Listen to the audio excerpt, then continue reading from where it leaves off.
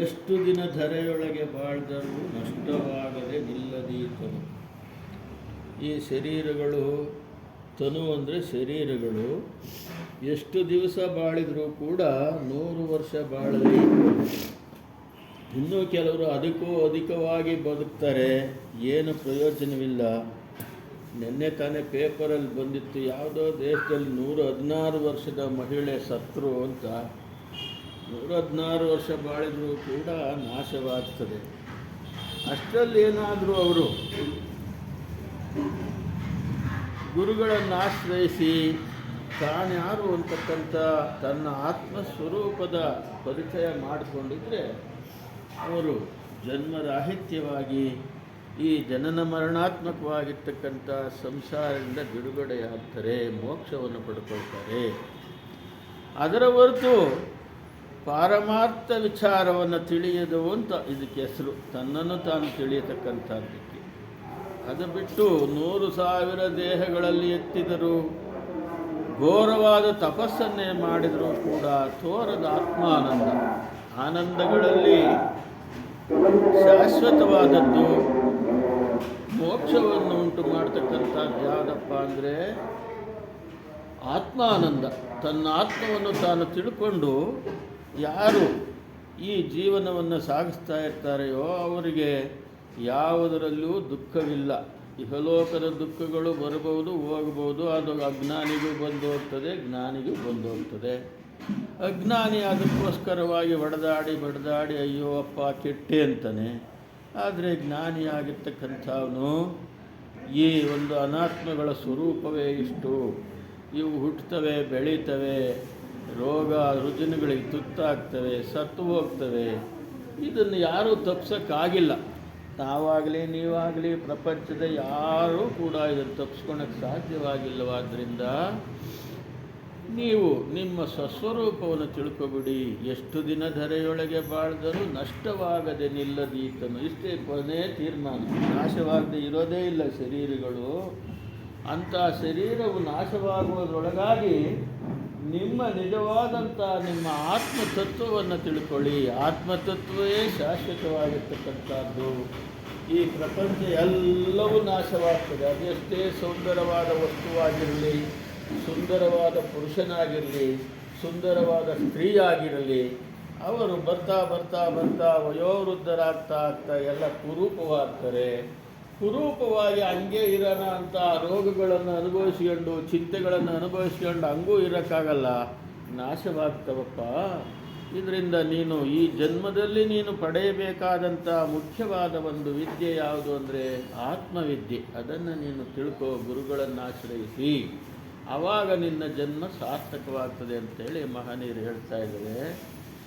ಸಾಯುವರ ದುಃಖಾಗ್ನಿಯಲಿ ಕಡುಬೇಯುವರ ನೋಡುತ್ತಲೆನಗಿ, ಕಾಯವೇ ಸ್ಥಿರವೆಂದು ನಂಬಿದ ನಾಯಿಗುಂಟೆ ಸೌಖ್ಯವೆಂದು ಸಾರುತ್ತಿದೆ ಶ್ರುತಿ ಸಾರುತ್ತಿದೆಲ್ಲ.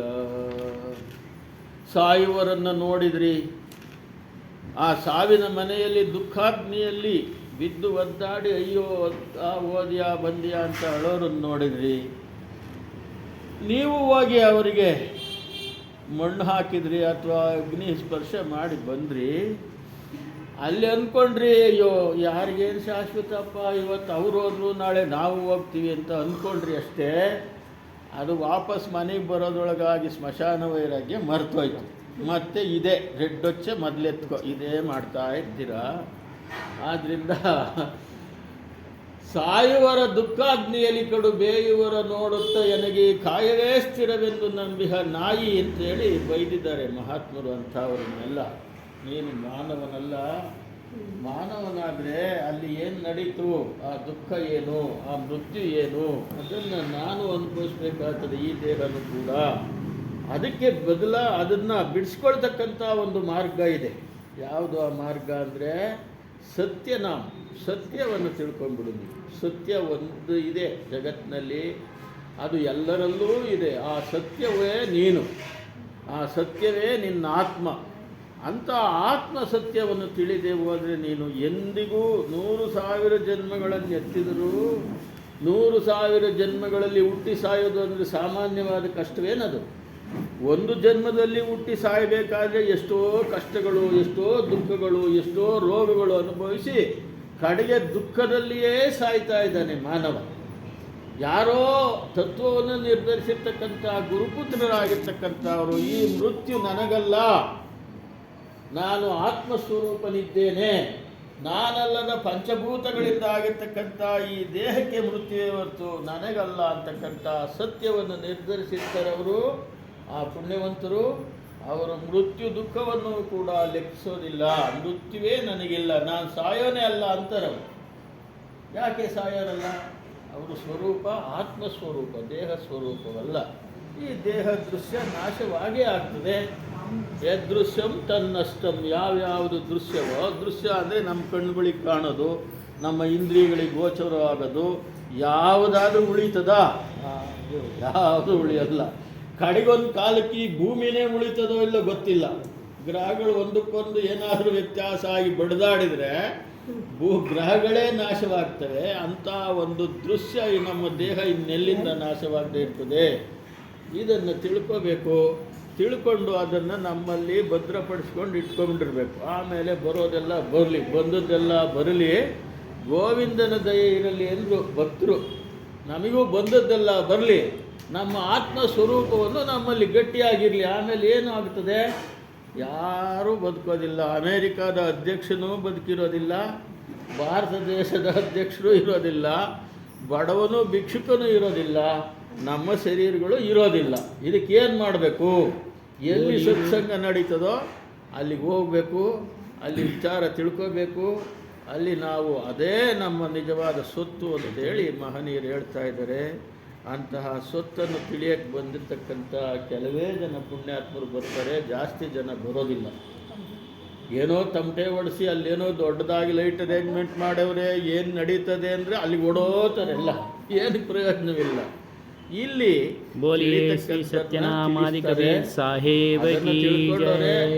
ಜ್ಞಾನಿಗಳು ಅವರು ಉದ್ಧಾರವಾಗ್ತಾರೆ ಅಂತ ಹೇಳ್ತಾ ಈ 4 ಮಾತುಗಳನ್ನು ಗುರುಗಳ ಸನ್ನಿಧಾನಕ್ಕೆ ಒಪ್ಪಿಸ್ತಾ ಇದ್ದೀನಿ. ಓಂ ತತ್ಸತ್. ಶ್ರೀ ಗುರು ಬ್ರಹ್ಮಾರ್ಪಣ. ಪೂಜ್ಯರು ಪ್ರಾತಸ್ಮರಣೀಯ ಸದ್ಗುರುಗಳಾದಂಥ ಸದ್ಗುರು ಶ್ರೀ ಹನುಮಾನ್ ಸಾಹೇಬರ ಚರಣಾರವಿಂದಗಳಿಗೆ ವಂದಿಸುತ್ತಾ, ಗುರು ಮಾತಾಜಿಯವರ ಚರಣಾರವಿಂದಗಳಿಗೆ ವಂದಿಸುತ್ತಾ, ಜಗನ್ನಾಥ್ ಸಾಹೇಬರಿಗೆ ವಂದಿಸುತ್ತಾ, ನೆರೆದಿರುವ ಭಕ್ತಿ ಮಾತೆಯರಿಗೆ ಮಹನೀಯರಿಗೆಲ್ಲ ವಂದಿಸುತ್ತಾ ಸತ್ಸಂಗ ಕಾರ್ಯಕ್ರಮ ಪ್ರಾರಂಭ ಮಾಡೋಣ. ಇಲ್ಲಿವರೆಗೂ ಒಂದು ಉತ್ತಮ ಒಂದು ವಿಚಾರವನ್ನು ತಿಳಿಸ್ಕೊಟ್ಟಂಥ ಶ್ರೀ ರಾಮಸ್ವಾಮಣ್ಣ ಅವರಿಗೆ ಧನ್ಯವಾದಗಳನ್ನು ಅರ್ಪಿಸೋಣ.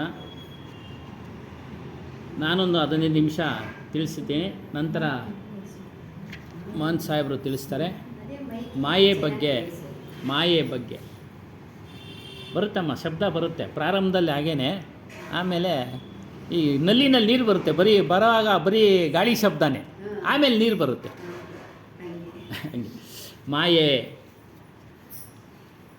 ಮಾಯಾತ ಒಟ್ಟಗನಿ ಬೈ ಸ್ವಲ್ಪ ಹತ್ರ ಇರ್ತದೆ. ಸ್ವಾಮೀಜಿ ಎದುರು ಬಂದು ಮಾಯಾ ಮರಿ ನಾ ಮರ ಮರ್ ಗಯಾ ಶರೀರ್ ಆಶಾ ತೃಷ್ಣ ನಾ ಮರಿ ಕಹಾ ಗಯಾ ಸಂತ್ ಕಬೀರ್ ಸಾಹೇಬರು ಮಾಯೆ ಬಗ್ಗೆ ಹೇಳ್ತಾ ಇದ್ದಾರೆ. ಏನು ಮಾಯೆಯ ಅರ್ಥ ಅಂದರೆ ಒಂದು ಸಮಯದಲ್ಲಿದ್ದು ಇನ್ನೊಂದು ಸಮಯದಲ್ಲಿ ಇಲ್ಲದೆ ಇರೋದೇ ಮಾಯೆ ಪದದ ಅರ್ಥ. ಇವಾಗ ಇಲ್ಲಿದ್ದೀವಿ, 4:15ವರೆಗೂ ಇರ್ತೀವಿ, 4:15 ಆದಮೇಲೆ ಹೊರಟೋಗ್ತೀವಿ, ಆಗೋಯ್ತು ಮಾಯೆ ಪದದ ಅರ್ಥ. ಅದೇ ರೀತಿ ದೃಶ್ಯಗಳು, ಪದಾರ್ಥಗಳು ಎಲ್ಲವೂ ಸಹ ಕೆಲವು ದಿನ ಇರ್ತವೆ, ನಂತರ ಅವು ಅದೃಶ್ಯ ಆಗ್ತವೆ, ನಮ್ಮನ್ನು ಬಿಟ್ಟು ಹೋಗ್ತವೆ, ಇಲ್ಲ ಅವರು ನಮ್ಮನ್ನು ಬಿಟ್ಟು ಹೋಗ್ತಾರೆ. ಅದಕ್ಕೆ ಕಬೀರ್ ಸಾಹೇಬ್ ಹೇಳ್ತಾರೆ, ಶರೀರ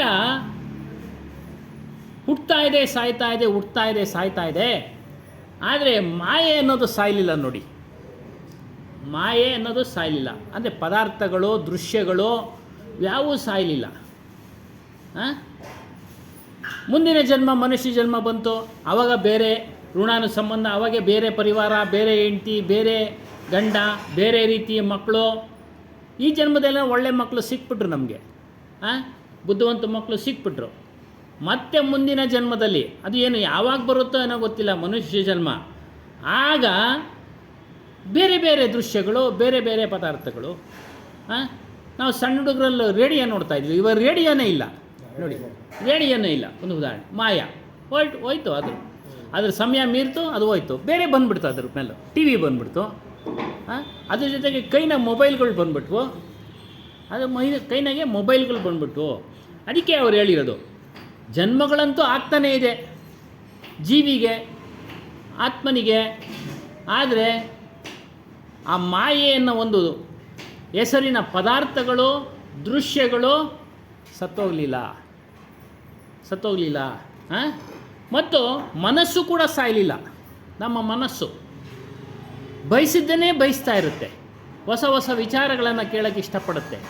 ಹಳೆ ವಿಚಾರ ಬಿಡ್ರಿ, ಅದು ಹಳೆ ಹಾಡು ಬಿಡ್ರಿ, ಅದೇನು ಇವಾಗಿನ ಅದಕ್ಕಿಂತ ಚೆನ್ನಾಗಿ ಬಂದಿದೆ ಇವಾಗ ನೋಡ್ರಿ, ಕೇಳ್ರಿ ಇವಾಗ ಅಂತಾರೆ ಅಲ್ಲೂರ. ಬಂದಿದೆ, ಇಲ್ಲ ಅಂತಿಲ್ಲ. ಹಳೆಯ ಹಾಡುಗಳಲ್ಲಿ ಇದ್ದಂಥ ಒಂದು ಸಾರ ಈಗಿನ ಹಾಡುಗಳಿಲ್ಲ. ನಾವು ಬದಲಾವಣೆ ಆಗಿಬಿಡ್ತೀವಿ, ಮನುಷ್ಯರು ಆ ಒಂದು ಇದಕ್ಕೆ ಬದಲಾವಣೆ ಆಗಿಬಿಡ್ತೀವಿ. ಈಗಿನ ಒಂದು ಕಾಲಕ್ಕೆ, ವರ್ತಮಾನಕ್ಕೆ ಕಾಲಕ್ಕೆ ತಕ್ಕಂತೆ ಬದಲಾವಣೆ ಆಗ್ಬಿಡ್ತೀವಿ, ನಮ್ಮ ಮನಸ್ಸನ್ನು ಬದಲಾಯಿಸ್ಕೊಂಡ್ಬಿಡ್ತೀವಿ. ಇದು ಮಾಯೆ. ಅದು ಶರೀರ ಸಾಕಷ್ಟು ಸತ್ತೋದ್ವು, ಹುಟ್ಟೋದು ಎಲ್ಲ ಆಯಿತು. ಆದರೆ ಇದು ಆಶೆ ಹೋಗಲಿಲ್ಲ, ತೃಷ್ಣ ಹೋಗಲಿಲ್ಲ, ದುರಾಸೆ ಹೋಗಲಿಲ್ಲ. ಈ ರೀತಿ ಮಾಯೆ, ಈ ಮಾಯೆಯ ಒಂದು ಸ್ವರೂಪ ಇದೆ. ಏನೋ ಮನಸ್ಸಿನಲ್ಲಿ ಅನೇಕ ಕೋರಿಕೆಗಳನ್ನು ಕೇಳ್ತಾ ಇರೋದು, ಬಯಕೆಗಳನ್ನು ಬಯಸ್ತಾ ಇರೋದು. ಇದರಿಂದಾಗಿ ಮನುಷ್ಯನು ಈ ವಸ್ತುಗಳಲ್ಲಿ ಬಂಧಿತನಾಗಿದ್ದಾನೆ. ಇವುಗಳು ಬಿಡುಗಡೆ ಆಗಬೇಕಾದ್ರೆ ನಾವು ಭಕ್ತಿ ಮಾಡಬೇಕು. ನಮ್ಮ ಮಾಯಾ ವಸ್ತುಗಳಿಂದ ಬಿಡುಗಡೆ ಆಗಬೇಕಾದ್ರೆ ಭಕ್ತಿ ಮಾಡಬೇಕು. ಭಕ್ತಿ ಅಂದ್ರೇನು ಅರ್ಥ? ನಮ್ಮ ಮನಸ್ಸನ್ನು ಚಿತ್ತದಿಂದ ಏಕಾಗ್ರತೆಯಿಂದ ಗುರುಸ್ಮರಣೆ ಮಾಡೋದು. ಅವರವರ ಇಷ್ಟ ದೇವರನ್ನ ಸ್ಮರಣೆ ಮಾಡ್ತಾರೆ. ಏನೋ ಒಂದು ಮಾಡ್ತಾರೆ ಅವರಿಗೆ ತಿಳಿದಿದ್ದು. ಆದರೆ ಅವರವರ ಇಷ್ಟ ದೇವರನ್ನ ಸ್ಮರಣೆ ಮಾಡೋದ್ರಿಂದ, ಭಕ್ತಿ ಮಾಡೋದ್ರಿಂದ ಮುಕ್ತಿ ಇಲ್ಲ. ಅದಕ್ಕೆ ಭಕ್ತಿಯ ವಿಚಾರವಾಗಿ ಹೇಳ್ತಾರೆ, ಭಕ್ತಿ ಸೋ ಈ ಜೋ ಬಾವು ಸೋ ಇಕ್ ಮನ್ ಚಿತ್ ಕೋ ರಾಕ್ ಸಾಂಚ್ ಶೀಲ್ ಕೋರ್ ಕೇಲಿಯೇ ಮೈತೋ ದೋವು ನಾಕ್. ಭಕ್ತಿ ಅಂತ ಯಾವುದಕ್ಕೆ ಹೇಳ್ತಾರೆ? ಪ್ರೇಮಪೂರ್ವಕವಾಗಿ ನಿಷ್ಕಾಮ ಭಾವದಿಂದ ಏಕಾಗ್ರತ ಚಿತ್ತದಿಂದ ಸ್ಮರಣೆ ಮಾಡೋದನ್ನು ಭಕ್ತಿ. ಏನೋ ಪ್ರೇಮ ಇರಬೇಕು. ಏನೋ ಕಾಟಾಚಾರಕ್ಕೆ ಪೂಜೆ ಮಾಡೋ ಥರ ಇಲ್ಲ. ಏನೋ ಪ್ರೇಮದಿಂದ ನಾವು ಸ್ಮರಣೆ ಮಾಡಬೇಕು. ನಿಷ್ಕಾಮ ಭಾವ, ಯಾವುದೇ ಬೇಡಿಕೆಗಳು ಇಡಬಾರ್ದು ದೇವ್ರ ಮುಂದೆ. ನನಗೆ ಅದು ಕೊಡು, ಇದು ಕೊಡು, ಅದು ಕೊಡು. ಪ್ರಾರಬ್ಧ ಕರ್ಮಾನುಸಾರ ಏನಿದೆಯೋ ಅದು ಬಂದೇ ಬರ್ತಿದೆ. ಕೃಷ್ಣ ಮಹಾಭಾರತದಲ್ಲಿ ಕೃಷ್ಣನು ಪಾಂಡವರ ಜೊತೆಗಿದ್ದರೂ ಕೂಡ ಅವರು ಏನೋ ಅರಣ್ಯವಾಸ ಮಾಡೋದು ತಪ್ಪಲಿಲ್ಲ, ಅಜ್ಞಾತವಾಸ ಮಾಡೋದು ತಪ್ಪಲಿಲ್ಲ. ಏನೋ ದೇವರು ಅವ್ರಿಗೆ ಇದ್ದ ಜೊತೆಯಲ್ಲಿ ಯಾಕೆ ತಪ್ಪಿಸ್ಬೋದಾಯ್ತಲ್ಲ, ಆಗಲಿಲ್ಲ. ಅವರವರ ಪ್ರಾರಬ್ಧ ಕರ್ಮ, ಅವರು ಆ ಪ್ರಾರಬ್ಧ ಕರ್ಮವನ್ನು ಅನುಭವಿಸ್ತಾ ಇದ್ರು ಸಹ ಅವನ ಮೇಲೆ ಪ್ರೇಮ ಇಟ್ಟಿದ್ರು. ನೋಡಿ, ಆ ಕೃಷ್ಣನ ಮೇಲೆ ಪ್ರೇಮ ಇಟ್ಟಿದ್ರು, ಅವನ ಮೇಲೆ ಅದೇ ಭಕ್ತಿ. ಅವನು ಪೂಜೆ ಮಾಡ್ತಾಯಿದ್ರು, ಮನಸ್ಸಿನಲ್ಲಿ ಸ್ಮರಣೆ ಮಾಡ್ತಾಯಿದ್ರು. ಹಾಗಾಗಿ ಅವರೆಲ್ಲವನ್ನು ಸುಲಭವಾಗಿ ಜಯಿಸುವಂತಾಯಿತು. ಅದೇ ರೀತಿಯಾಗಿ ಅವರು ಆ ಕಾಲಕ್ಕೆ ಜಯಿಸಿದ್ರು, ರಾಜ್ಯ ತೆಗೆದುಕೊಂಡ್ರು, ಅವರು ಸಹ ಹೊರಟೋದ್ರು. ಆದರೆ ಇಲ್ಲಿ ಹೇಳ್ತಾ ಇರೋದೇನು? ನಿಜವಾದ ಭಕ್ತಿ ಮಾಡಬೇಕು. ನಾವು ಮಾಡೋದಾದರೆ ಏನೋ ಆತ್ಮನ ಭಕ್ತಿ ಮಾಡಬೇಕು, ಸ್ವರೂಪದ ಭಕ್ತಿ ಮಾಡಬೇಕು. ಇವೆಲ್ಲ ಮಾಡಬೇಕಾದ್ರೆ ನಮ್ಮಲ್ಲಿ ಅಹಂಕಾರ ಇರಬಾರ್ದು, ವಿಕಾರಗಳಿರಬಾರ್ದು. ವಿಕಾರಗಳಂದರೆ ಕಾಮಕ್ರೋಧ ಇವೆಲ್ಲ ಬಿಡ್ತಾ ಇರಬೇಕು. ಆಗಲೇ ಹೇಳೋದಲ್ಲ, ಸ್ಮಶಾನ ವೈರಾಗ್ಯ, ಪ್ರಸೂತಿ ವೈರಾಗ್ಯ, ಪುರಾಣ ವೈರಾಗ್ಯ. ಪುರಾಣ ಕೇಳ್ತಾ ಇದ್ದೀವಿ ಇಲ್ಲಿ, ನಾವು ಸತ್ಸಂಗ ಕೇಳ್ತಾ ಇದ್ದೀವಿ. ಎಲ್ಲ ಬಿಟ್ಬಿಡ್ಬೇಕಪ್ಪ ಹೇಳ್ತಾವ್ರು, ಇವತ್ತು ಹೇಳ್ಬಿಟ್ಟವ್ರು ಗುರುಗಳು ಅಂತ ಹೇಳ್ತೀವಿ. ಆಚೆಗೆ ಹೋಗ್ತಾನೆ ನಮ್ಮನ್ನು ಮಾಯೆ ಆವರಿಸ್ಕೊಂಬಿಡುತ್ತೆ. ಏನೋ ಮನೆ ಚಿಂತೆ ಆವರಿಸ್ಕೊಂಬಿಡುತ್ತೆ, ಮಕ್ಕಳ ಚಿಂತೆ ಆವರಿಸ್ಕೊಂಬಿಡುತ್ತೆ. ಅದೇನು ಮಾಡೋಕ್ಕಾಗೋದಿಲ್ಲ, ಅದು ಪ್ರಾರಬ್ಧ ಕರ್ಮ ಅನುಭವಿಸಿ ತಿರಲೇಬೇಕು. ಆದರೆ ಬಿಡುಗಡೆ ಆಗಬೇಕಾದ್ರೆ ಮುಂದೆ ಈ ಒಂದು ಸನ್ನಿವೇಶ, ಈ ಸಂದರ್ಭ ಬಾರದ ಹಾಗೆ ನಾವು ನೋಡ್ಕೊಳ್ಬೇಕು. ಹುಟ್ಟಿದ್ರೆ ತಾನೇ ಕಷ್ಟ, ಮಕ್ಕಳ ಚಿಂತೆ, ಹೆಂಡತಿ ಚಿಂತೆ, ಗಂಡನ ಚಿಂತೆ, ಇವೆಲ್ಲ ಇಲ್ಲೇ ಇಲ್ಲ. ನಾವೆಲ್ಲ ಸಿಟಿನಲ್ಲಿದ್ದೀವಿ, ನಾವೆಲ್ಲ ಸುಖವಾಗಿದ್ದೀವಿ. ಹಳ್ಳಿಗಳಲ್ಲಿ ನೋಡಬೇಕು ನೀವು, ಆ ಚರಿತ್ರೆಗಳನ್ನ, ಇತಿಹಾಸ ತೆಗೆದು ನೋಡಿದ್ರೆ ಭಾಳ ಕಷ್ಟ. ಅಲ್ಲಿ ಊರಿನ ಪಟೇಲಂದೇ ದೊಡ್ಡ ನಾಯಕತ್ವ, ಅವನು ಹೇಳ್ದಂಗೆ ಕೇಳಬೇಕು, ಅವನು ಹೇಳ್ದಂಗೆ ಕೇಳಬೇಕು, ಇಲ್ಲ ಅಂದರೆ ಕಷ್ಟ. ಹಾಗಾಗಿ ನಾವೇನು ಮಾಡಬೇಕು, ಅಹಂಕಾರವನ್ನು ಬಿಡಬೇಕು. ಅಹಂಕಾರವನ್ನು ಬಿಟ್ಟು ನಮ್ಮ ಮನಸ್ಸಿನಲ್ಲಿ ಗುರುವಿನ ಸ್ಮರಣೆ ಮಾಡಬೇಕು, ಗುರುವಿನ ಸ್ಮರಣೆ ಮಾಡಬೇಕು. ಇದಕ್ಕೆ ಇನ್ನೊಂದು ಕಡೆನೂ ಹೇಳ್ತಾರೆ, ಕಾಮಿ ಕ್ರೋಧಿ ಲಾಲಚಿ ಇನ್ಸೆ ಭಕ್ತಿ ನಾ ಹೋಯ್, ಭಕ್ತಿ ಕರೈ ಕೋಯಿ ಸುರ್ಮ ಜಾತಿ ವರ್ಣ ಕುಲ್ ಕೋಯ್. ಏನು ಕಾಮಿ ಪುರುಷ ಅಂದರೆ ಬಯಕೆ, ಅದು ಬೇಕು ಇದು ಬೇಕು ಇದು ಬೇಕು ಅಂತೇಳಿ ಇದ್ರೂ ಕೂಡ ಕೇಳೋದು, ಸಾಕಷ್ಟು ಇದೆ ಇನ್ನೂ ಬೇಕು ಅಂತ ಕೇಳೋದು. ಬಯಕೆ ಉಳ್ಳ ಮನುಷ್ಯ ಒಂದೇ ಪದದ ಅರ್ಥ ಅಲ್ಲ, ಬಯಕೆ, ಅದು ಬೇಕು. ಇವನು ಸಹ ಭಕ್ತಿ ಮಾಡೋಕ್ಕಾಗೋದಿಲ್ಲ. ಯಾಕೆ? ಮನಸ್ಸು ತುಂಬ ಅದನ್ನೇ ತುಂಬ್ಕೊಂಬಿಟ್ಟಿರ್ತಾನಲ್ಲ, ಬೇಡದನ್ನೇ ತುಂಬ್ಕೊಂಬಿಟ್ಟಿರ್ತಾನೆ. ಒಂದು ಸರಿ ಒಬ್ಬ ಸನ್ಯಾಸಿ ಒಬ್ಬ ರಾಜನ ಹತ್ರ ಏನೋ ಕೇಳೋಕ್ಕೆ ಹೋಗ್ತಾನೆ, ಏನೋ ಜೀವನೋಪಾಯಕ್ಕೆ ಏನೋ ಕೇಳೋಕ್ಕೆ ಹೋಗ್ತಾನೆ. ಬಿಡ್ತಾರೆ ಸಾಧುಗಳು ಅಂತ ಹೇಳಿದ್ರೆ, ಬಿಡ್ತಾರೆ ಆಸ್ಥಾನದೊಳಗಡೆ. ಈ ರಾಜನೇನು ಮಾಡ್ತಾ ಇದ್ದಾನೆ, ಕುಳಿತುಕೊಂಡು ಅವನೇನೋ ದೇವ್ರನ್ನ ಬೇಡ್ತಾ ಇದ್ದಾನೆ. ಇವನು ಓದ್ತಾನೆ, ಏನೋ ಬೇಡ್ತಾವನಂತ ಹತ್ರ ಹೋದರೆ ಅವನು, ನನ್ನ ರಾಜ್ಯ ಇನ್ನಷ್ಟು ದೊಡ್ಡದಾಗಬೇಕು, ನನ್ನ ರಾಜ್ಯ ಇನ್ನಷ್ಟು ದೊಡ್ಡದಾಗಬೇಕು, ಆ ರೀತಿ ಶಕ್ತಿ ಕೊಡು ನನಗೆ, ಏನೇನೋ ಅವನ ಬಯಕೆಗಳನ್ನ ಕೇಳ್ತಾ ಇರ್ತಾನೆ. ಈ ಸಾಧು ಹಿಂದೆ ನಿಂತ್ಕೊಂಡು ನೋಡ್ತಾ ಇರ್ತಾನೆ. ಆಯಿತು, ಅವ್ನು ಬೇಡಿಕೆ ಎಲ್ಲ ಆಯಿತು, ಎದ್ದು ನೋಡ್ತಾನೆ, ಸಾಧು ನಮಸ್ಕಾರ ಮಾಡ್ತಾನೆ, ಕೇಳ್ತಾನೆ, ಏನು ಸ್ವಾಮಿ ಬಂದಿದ್ದು ಅಂತ. ಅದೇ ನಿನ್ನ ಏನಾದ್ರು ಕೇಳೋಣ ಅಂತ ಬಂದೆ, ನೀನೇ ದೊಡ್ಡ ಭಿಕ್ಷುಕ ನನಗಿನ್ನ, ನಾನಾದರೂ ಅವತ್ತನ್ನು ಊಟಕ್ಕೆ ಕೇಳೋದಕ್ಕೆ ಬಂದಿದ್ದೀನಿ. ಈ ಒಂದಿನದ ಊಟ ನಿನ್ನ ಮನೆಯಲ್ಲಿ ಮಾಡೋಣ ಅಂತೇಳಿ ನಾನು ಕೇಳೋದಕ್ಕೆ ಬಂದರೆ, ನೀನು ನೋಡಿದ್ರೆ ನನಗಿನ್ನ ದೊಡ್ಡ ಭಿಕ್ಷುಕ, ಪ್ರಸಾದ ಹೌದಾ, ನನಗಿನ್ನ ದೊಡ್ಡ ಭಿಕ್ಷುಕ ನೀನು ಅಂಥೇಳಿ ವಾಪಸ್ ಹೋಗ್ತಾನೆ. ಹಾಗೆ ಬೇಡಿಕೆಯಿಂದ ಕೂಡಿರೋ ಮನುಷ್ಯನ ಕಡೆಯಿಂದ ಭಕ್ತಿ ಸಾಧ್ಯ ಇಲ್ಲ. ಇನ್ನು ಕೋಪ, ಮಾತಾಡಿದ್ರೆ ಕೋಪ, ಮಾತನಾಡಿಸಿದ್ರು ಕೋಪ ಮಾಡ್ಕೊಳ್ತಾನೆ ಅವನಿಂದನೂ ಭಕ್ತಿ ಮಾಡೋಕ್ಕೆ ಸಾಧ್ಯ ಇಲ್ಲ. ದುರಾಸೆ ಉಳ್ಳವನು ಅವನಿಂದನೂ ಆಗೋದಿಲ್ಲ. ಹೇಳ್ತಾರೆ, ವಿಷಯ ವಾಸನ ಭೋಗಿ ಏವಂ ಕಾಮಕು ಪ್ರಕೃತಿಗೆ ಹೈ. ವಿಷಯ ವಾಸನೆ ಇವೆಲ್ಲ ಪ್ರಕೃತಿ ನಿಯಮಗಳಿಂದ ಅದು ಬಂದೇ ಬರ್ತವೆ, ಸಾಮಾನ್ಯವಾಗಿ ಬಂದೇ ಬರ್ತಿದೆ. ತಂದೆ ತಾಯಿಗಳು ಯುವಕನಿಗೆ, ಮಗನಿಗೆ ಯುವಕನಾದ್ಮೇಲೆ ವಧೆ ಮಾಡ್ತಾರೆ, ಮತ್ತೊಂದು ಹಾಗೆ ಆಗುತ್ತೆ. ಅದು ಪ್ರಕೃತಿ ನಿಯಮ. ತನಗೆ ಏನು ತನ್ನ ಪಾಲಿಗೆ ಏನು ಬಂದಿದೆಯೋ ಅದನ್ನು ಅನುಭವಿಸೋದೇ ತೃಪ್ತಿ. ಎಲ್ಲ ಅತೃಪ್ತರು, ಇವಾಗ ಇರೋರೆಲ್ಲ ಅತೃಪ್ತರು. ಅದಕ್ಕೆ ಹೇಳ್ತಾರೆ, ಕ್ರೋಧ ಏನಾದರೂ ಇದ್ದರೆ ಮನುಷ್ಯನಲ್ಲಿ ಅವನು ಬೇರೆಯದ ಚಿಂತೆ ಮಾಡೋಕ್ಕಾಗೋದಿಲ್ಲ. ಯಾವ್ದನ್ನ ವ್ಯಕ್ತಿ ಮೇಲೆ ದ್ವೇಷ ಇದ್ದು ಅವನ ಮೇಲೆ ಕ್ರೋಧ ಇದ್ದರೆ ಅವನದೇ ಚಿಂತೆ, ರಾತ್ರಿಯೆಲ್ಲ ನಿದ್ದೆ ಬರೋದಿಲ್ಲ. ಇದೆಲ್ಲ ಎಲ್ಲರಿಗೂ ಅನುಭವ ಆಗಿರುತ್ತೆ. ಇನ್ನು ಲಾಲಚಿ, ದುರಾಸೆ ಮನುಷ್ಯ. ಈ ದುರಾಸೆ ಮನುಷ್ಯ ಯಾವತ್ತಿಗೂ ದಾನನೂ ಮಾಡೋದಿಲ್ಲ, ಪುಣ್ಯ ಕಾರ್ಯಗಳನ್ನು ಮಾಡೋದಿಲ್ಲ. ದುರಾಸೆ ಉಳ್ಳ ಮನುಷ್ಯ ದಾನನೂ ಮಾಡೋದಿಲ್ಲ, ಪುಣ್ಯ ಕಾರ್ಯಗಳು ಮಾಡೋದಿಲ್ಲ. ಯಾಕೆ? ರೂಪಾಯಿಗೂ ಲೆಕ್ಕ ಹಾಕ್ತಾನೆ ಅವನು. ₹1 ಕೊಟ್ಬಿಟ್ರೆ, ನಂದು ₹1 ಕಡಿಮೆ ಆಗಿಬಿಡ್ತು ಅಂತ. ಸರಿಗೆ ಅಂಥವ್ರು ಯಾರೂ ಇಲ್ಲ ಇಲ್ಲಿ. ಎಲ್ಲ ಪುಣ್ಯವಂತರು ಇದ್ದೀರಾ, ದಾನ ಮಾಡತಕ್ಕಂಥವ್ರು ಇದ್ದೀರಾ. ನಮ್ಮ ಆಶ್ರಮದಲ್ಲೆಲ್ಲ ಅವ್ರು ಬರ್ತಾ ಇದ್ದಾರೆ. ಹಾಗಾಗಿ ಇವ್ರು 3 ಜನಗಳಿಂದ ಭಕ್ತಿ ಮಾಡೋಕ್ಕಾಗೋದಿಲ್ಲ. ಏನೋ ಯಾವಾಗಲೂ ಬೇಡಿಕೆ ಬೇಕು ಅನ್ನೋನ ಕಡೆಯಿಂದ ಆಗೋದಿಲ್ಲ, ಯಾವಾಗಲೂ ಕೋಪ ಮಾಡ್ಕೊಳ್ಳೋ ಒಂದು ಕಡೆಯಿಂದ ಆಗೋದಿಲ್ಲ, ದುರಾಸೆ ಉಳ್ಳವಂತನ ವ್ಯಕ್ತಿಯ ಕಡೆಯಿಂದ ಭಕ್ತಿ ಮಾಡೋಕ್ಕಾಗೋದಿಲ್ಲ. ಜಾತಿ, ವರ್ಣ, ಕುಲ, ಪರಿವಾರ, ಅಹಂಕಾರ ಇವೆಲ್ಲ ತ್ಯಾಗ ಮಾಡಿದ್ರೇ ಭಕ್ತಿ ಮಾಡೋಕ್ಕಾಗದು. ನೋಡಿ, ನಾನು ಇಂಥ ಜಾತಿಯವನು, ನಾನು ಬ್ರಾಹ್ಮಣ, ನೀನೆಲ್ಲರೂ ನನ್ನ ಕೈ ಕೆಳಗಡೆ ಅವರೇ, ಅವನು ಭಕ್ತಿ ಮಾಡೋಕ್ಕೆ ಸಾಧ್ಯ ಇಲ್ಲ. ಅವರೆಲ್ಲ ಮಾಡ್ತಾವ್ರೆ ಅಂದರೆ ಅದೆಲ್ಲ ಬೂಟಾಟಿಕೆ. ಹೊರಗಿನ ಪೂಜೆ ಪುನಸ್ಕಾರಗಳು ಮಾಡ್ತಾವ್ರಂದರೆ ಅದು ಭಕ್ತಿಯಲ್ಲ, ಅದು ಸಾಮಾನ್ಯವಾದ ಭಕ್ತಿ. ಅದಕ್ಕೆ ಶಂಕರಾಚಾರ್ಯರು ಹೇಳ್ತಾರೆ, ಆತ್ಮನ ಕುರಿತು ಪೂಜೆ ಮಾಡೋದೇ ನಿಜವಾದ ಭಕ್ತಿ. ಇನ್ನೆಲ್ಲ ಬೂಟಾಟಿಕೆನೆ. ಏನೋ ಬೇಕು ಅಂತ ಕೇಳ್ತಾರೆ. ಅದನ್ನು ಬರೋದಕ್ಕೆ ಮುಂದಿನ ಜನ್ಮ, ಅದನ್ನು ಅನುಭವಿಸೋದಕ್ಕೆ ಕಷ್ಟ ನಷ್ಟಗಳು ಏನು ಸುಮ್ಮನೆ ಆಗ್ಬಿಡುತ್ತಾ? ಅದಕ್ಕೆ ಹೇಳ್ತಾರೆ ಇಲ್ಲಿ, ಮನದೊಳು ಊಹಿಸಿ ನೋಡಿದರೆ ಎಳ್ಳಿನೆತು ಸುಖವೆಂಬುದನ್ನು ಕಾಣೆನು, ಗಣಿಸಲಾಗದ ದುಃಖದಿಂ ಕೂಡಿಹದು ಸಂಸಾರ. ಮನುಜರಿಂತದಿನರಿಯರಲ್ಲ ತನಯ ಕೇಳು ಶಿವನ ಮಾಯೆ ಘನತೆಯೆಂತೋ. ನೋಡಿ, ಮಾಯೆ ಬಗ್ಗೆ ಹೇಳ್ತಾರೆ. ಮನಸ್ಸಿನಲ್ಲಿ ನಾವು ಊಹಿಸಿ ನೋಡಿದ್ರೆ, ಕಲ್ಪನೆ ಮಾಡ್ಕೊಂಡು ನೋಡಿಕೊಂಡ್ರೆ ಎಳ್ಳಿನಷ್ಟು ಸುಖ ಇಲ್ಲಮ್ಮ. ಸುಖ ಅಂತ ಪದರಿಗೆ ಮೇಲ್ನೋಟಕ್ಕೆ ಸುಖ, ಆದರೆ ಒಳಗಡೆ ದುಃಖ. ತಂದೆ ತಾಯಿಗಳಿಗೆ ಹೆಣ್ಮಗಳು ಮದುವೆ ಮಾಡಬೇಕಾದ್ರೆ ತುಂಬ ಕಷ್ಟ ಇತ್ತು ಹಿಂದೆ, ಅಲ್ವ ಸ್ವಾಮಿ?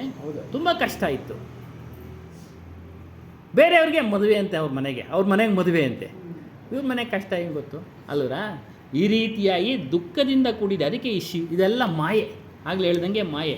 ಅದಕ್ಕೋಸ್ಕರ ಭಕ್ತಿ ಮಾಡ್ತಕ್ಕಂಥವನು ಜಾತಿ, ವರ್ಣ, ಕುಲ, ಪರಿವಾರ ಅದರ ಅಹಂಕಾರ ಬಿಟ್ಬಿಡ್ಬೇಕು. ಅಹಂಕಾರವನ್ನು ಬಿಟ್ಟು ಪುರುಷಾರ್ಥಕ್ಕೋಸ್ಕರ ಭಕ್ತಿ ಮಾಡಬೇಕಮ್ಮ.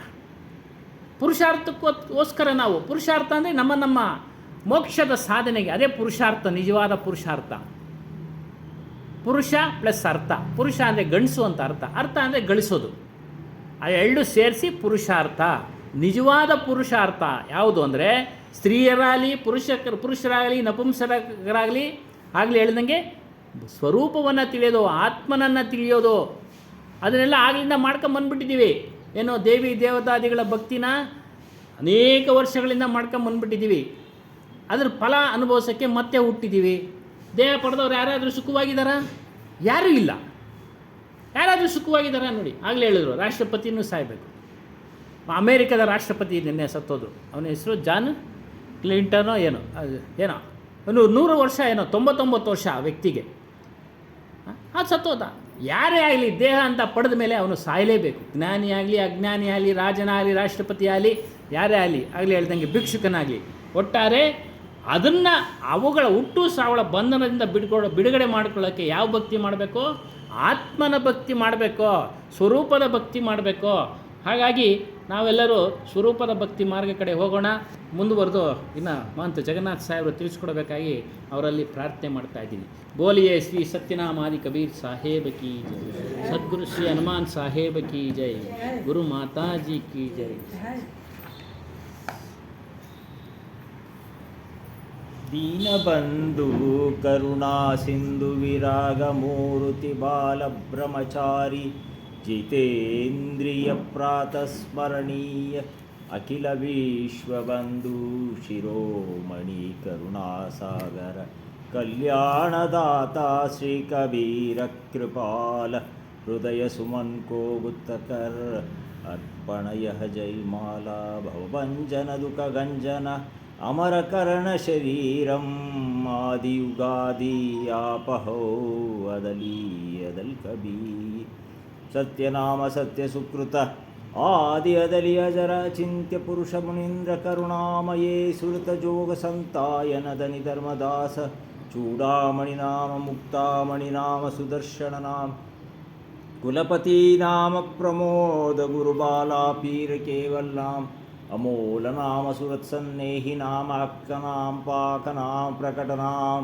धीरजनाम उग्रनाम दयानाम पंश्री अजूर गंध मुनिनाम साहेब पंश्री अजूर प्रकाश मुनिनाम साहेब पंश्री अजूर मुकुंदमुनिनाम साहेब पंश्री अजूर अर्धनाम साहेब पंश्री धर्माधिकारी साहेब की दया चार गुरुवंश बैल्स की दया सर्वसंत महंत की दया सोलिकते साहेब बंदगी साहेब ಇಲ್ಲಿ ನೆರೆದಿರ್ತಕ್ಕಂಥ ಎಲ್ಲ ಹಂಸ ಜನರೇ, ರಾಮಸ್ವಾಮಿಗಳೇ, ಮಹಂತ ರಂಗಸ್ವಾಮಿ ಅವ್ರಿಗೆ ನನ್ನ ನಮನಗಳು. ಪ್ರಾರಂಭದಲ್ಲಿ ಪ್ರಶ್ನೋತ್ತರ ಅಂತ ಹೇಳಿ ಕರೆಸ್ತಾ ಇದ್ದೀರಾ ಇಲ್ಲಿಗೆ. ತಮ್ಮಲ್ಲಿ ಇರ್ತಕ್ಕಂಥ ಒಂದು ಯಾವುದಾದ್ರೂ ಪ್ರಶ್ನೆ ಇದ್ದರೆ ಕೇಳ್ಬೋದು. ಈಗ ಹೇಳಿರ್ತಕ್ಕಂಥ ವಿಚಾರಗಳಲ್ಲಿ ಏನಾದರೂ ಪ್ರಶ್ನೆ ಇದ್ದರೆ ಕೇಳಿ, ಸಂಶಯ ಇದ್ದರೆ ಕೇಳ್ಬೋದು, ಉತ್ತರನೂ ಕೊಡ್ಬೋದು. ಗೊತ್ತಿಲ್ಲ ಅಂದರೆ ತಿಳ್ಕೊಂಡು ಹೇಳ್ತೀನಿ.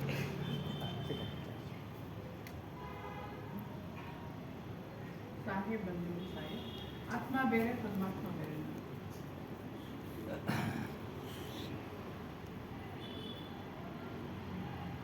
ಗಾಳಿ ಬೀಸ್ತಾ ಇದೆ, ಸೂರ್ಯ ಇದ್ದಾನೆ, ಸೂರ್ಯ ಸುಡ್ತಾ ಇದ್ದಾನೆ, ಅದನ್ನೇನಂತೀರಾ? ಬಿಸಿ ಗಾಳಿ ಅಂತೀರ. ಚಂದ್ರಮ ಇದ್ದಾನೆ, ತಂಪಾಗಿ ಗಾಳಿ ಇದೆ, ಅಂದರೆ ಗಾಳಿ ಏನು ಒಂದೇ ತಾನೇ. ಹಾಗೆ ಪರಮಾತ್ಮ ಮತ್ತು ಆತ್ಮನು ಎರಡೂ ಒಂದೇ, ಬೇರೆ ಇಲ್ಲ. ಒಂದೇ ಆತ್ಮ ಹಲವಾರು ಆತ್ಮಗಳಾಗಿ ಕಾಣಿಸ್ಕೊಳ್ತಾ ಇದೆ ಅಷ್ಟೇ. ಗಾಳಿ ಎಲ್ಲ ಕಡೆ ಹಬ್ಕೊಂಡು ಇದೆ. ಪ್ರಪಂಚದಲ್ಲಿ ಗಾಳಿ ಇಲ್ಲದೆ ಇರೋ ಸ್ಥಳ ಇದೆಯಾ? ಹುಡುಕಿ ಹೇಳಿ ನನಗೆ. ನೀವು ಎಷ್ಟೇ ರೂಮ್ ಬಂದ್ ಮಾಡಿಟ್ರೂ ಕೂಡ ಅಲ್ಲೂ ಒಂದು ಸ್ವಲ್ಪ ಗಾಳಿ ಉಳ್ಕೊಂಡಿರುತ್ತೆ. ಹಾಗೆ ಆತ್ಮನು ಅಂತಕ್ಕಂಥವನು ಒಬ್ಬನೇ ಇರ್ತಕ್ಕಂಥವನು, ಅದನ್ನೇ ಚೈತನ್ಯ ಸ್ವರೂಪನು ಅಂತ ಹೇಳಿ. ಆ ಚೈತನ್ಯ ಸ್ವರೂಪನು ಶರೀರದಲ್ಲಿ ಇರೋವಾಗ ನಮಗೆ ಈ ಶರೀರಕ್ಕೆ ಹೇಳಿದ್ರಲ್ಲ ಸಾಹೇಬ್ರು, ಈಗ ತಾನೇ ಹೇಳಿದ್ರು, ಉದಾಹರಣೆ ತಗೊಂಡು ಮಾಯಾಮರೀನ ಮನ್ಮರ ಮರ್ಮರ್ ಗಯಾ ಶರೀರ್ ಆಶಾ ತೃಷ್ಣ ನಾಮರಿ ಏಕ ಹೇ ಗಯೇ ಕಬೀರ್. ಮಾಯೇನೂ ಸತ್ತಿಲ್ಲ, ಮನಸ್ಸು ಸತ್ತಿಲ್ಲ. ಮನಸ್ಸು ಮಾಯೆಗೆ ಕೆಲಸ ಇರಬೇಕಂದ್ರೆ ಯಾರಿರ್ಬೇಕಾಗತ್ತೆ? ಶರೀರದಲ್ಲಿ ಆತ್ಮನೇ ಇರುತ್ತೆ. ಪರಮಾತ್ಮ ಇರ್ತಾನ? ಪರಮಾತ್ಮ ಇರಲ್ಲ, ಆತ್ಮನೇ ಇರುತ್ತೆ. ಎಲ್ಲ ಕಡೆ ಹೆಸರಿಸಿರೋದೆಲ್ಲ. ಅದಕ್ಕೆ ಮಾಯಾಮರಿ ನ ಮನ್ಮರ ಮರ್ಮರ್ ಗಯಾ ಶರೀರ್ ಆಶಾ ತೃಷ್ಣ ನಾಮರಿ ಏಕ ಹೇ ಗಯೇ ಕಬೀರ್ ಹೇಳಿರೋದಿಷ್ಟೇ. ಮಾಯನೂ ಸತ್ತಿಲ್ಲ, ಮನಸ್ಸು ಸತ್ತಿಲ್ಲ. ಅಂದರೆ ರಾಮಸ್ವಾಮಿಗಳು ಹೇಳ್ತಾ ಇದ್ರು, ಚೆನ್ನಾಗಿ ಹೇಳಿದ್ರು. ಪಾಪ 116 ವರ್ಷ ಒಂದು ದೇಶದಲ್ಲಿ ಬದುಕಿದ್ರು, ತೀರ್ಕೊಂಡ್ರು ಅಂತ ಹೇಳಿದ್ರು. ಕೆಲವು ಪ್ರದೇಶಗಳಲ್ಲಿ 50 ವರ್ಷ 60 ವರ್ಷ ಆಗಿರೋ ಸ್ತ್ರೀಯರು ಭಾಳ ಸುಂದರವಾಗಿರ್ತಾರಂತೆ. ಅಂದರೆ ಆರೋಗ್ಯಕರವಾಗಿ, ದಷ್ಟಪುಷ್ಟವಾಗಿ ಆರೋಗ್ಯಕರವಾಗಿರ್ತಾರೆ. ಅಂದರೆ ಕೆಲವು ಪ್ರದೇಶಗಳಲ್ಲಿ ಅವರು ತಿಂತಕ್ಕಂಥ ಆಹಾರ ಪದ್ಧತಿಗಳು ಇದೆಲ್ಲ ಅವ್ರನ್ನ ಸಂರಕ್ಷಿಸುತ್ತೆ. ಆ ರೀತಿಯಾಗಿ ಇರ್ತಾರೆ ಅವರೆಲ್ಲ. ಇನ್ನೂ ಒಂದು ಹೇಳಬೇಕು ಅಂತಂದರೆ ನೋಡಿ, ಮನುಷ್ಯ ಹುಟ್ಟಿದಾಗಿಂದ ಸಾಯೋವರೆಗೂ ಸಾವಿದೆ ಅಂತ ಹೇಳೋಕ್ಕಾಗಲ್ಲ. ಹುಟ್ಟಿದ ದಿವಸ ಹುಟ್ಟಿದಬ್ಬ ಮಾಡ್ಕೊತೀವಿ, 1 ವರ್ಷ ಆದರೆ ಸಂಭ್ರಮಿಸ್ತೀವಿ. ಆದರೆ 1 ವರ್ಷ ಕಳೆದಿದ್ದಕ್ಕೆ ಯಾರೂ ಬಾಧೆ ಪಟ್ಟಿಲ್ಲ. ಹುಟ್ಟಿದು ಮಗು ಅಂತ ಸಂಭ್ರಮಾಚರಣೆ ಮಾಡಿದ ಮಾರನೇ ದಿವಸಕ್ಕೆ 1 ದಿವಸ ಕಳೆದೋಯ್ತು. ಯಾರಾದರೂ ಯೋಚನೆ ಮಾಡ್ತಾಯಿದ್ದೀವಾ? 100 ವರ್ಷ ಬದುಕ್ತೀವಿ ಅಂತ ಆಸೆನಲ್ಲಿದ್ದೀವಿ, ಭ್ರಮೆನಲ್ಲಿದ್ದೀವಿ. ಆದರೆ 116 ವರ್ಷವರೆಗೂ ಬದುಕಿದ್ರು ಅಂತ ಹೇಳಿದ್ರು. ಬದುಕಿದ್ರು, ಅವರು ಸಾಧನೆ ಮಾಡಿ ಯಾವುದೋ ರೀತಿಯಲ್ಲಿ ಬದುಕಿದ್ರು. 120 ವರ್ಷ ಬದುಕಿದ್ರೂ ಏನು ಪ್ರಯೋಜನ ಇಲ್ಲ. ಯಾವುದು ಗುರುನ್ ಮಾಡಲಿಲ್ಲ ಅಂದರೆ, ಪ್ರಪಂಚನ ಅರ್ಥ ಮಾಡ್ಕೊಂಡಿಲ್ಲ ಅಂದರೆ 120 ವರ್ಷದವರೆಗೂ ಬದುಕಿದ್ರು ಏನು ಪ್ರಯೋಜನ ಆಯಿತು? ಏನೂ ಇಲ್ಲ. ಮತ್ತೆ ಹುಟ್ಟು ಸಾವು, ಜನನ ಮರಣ.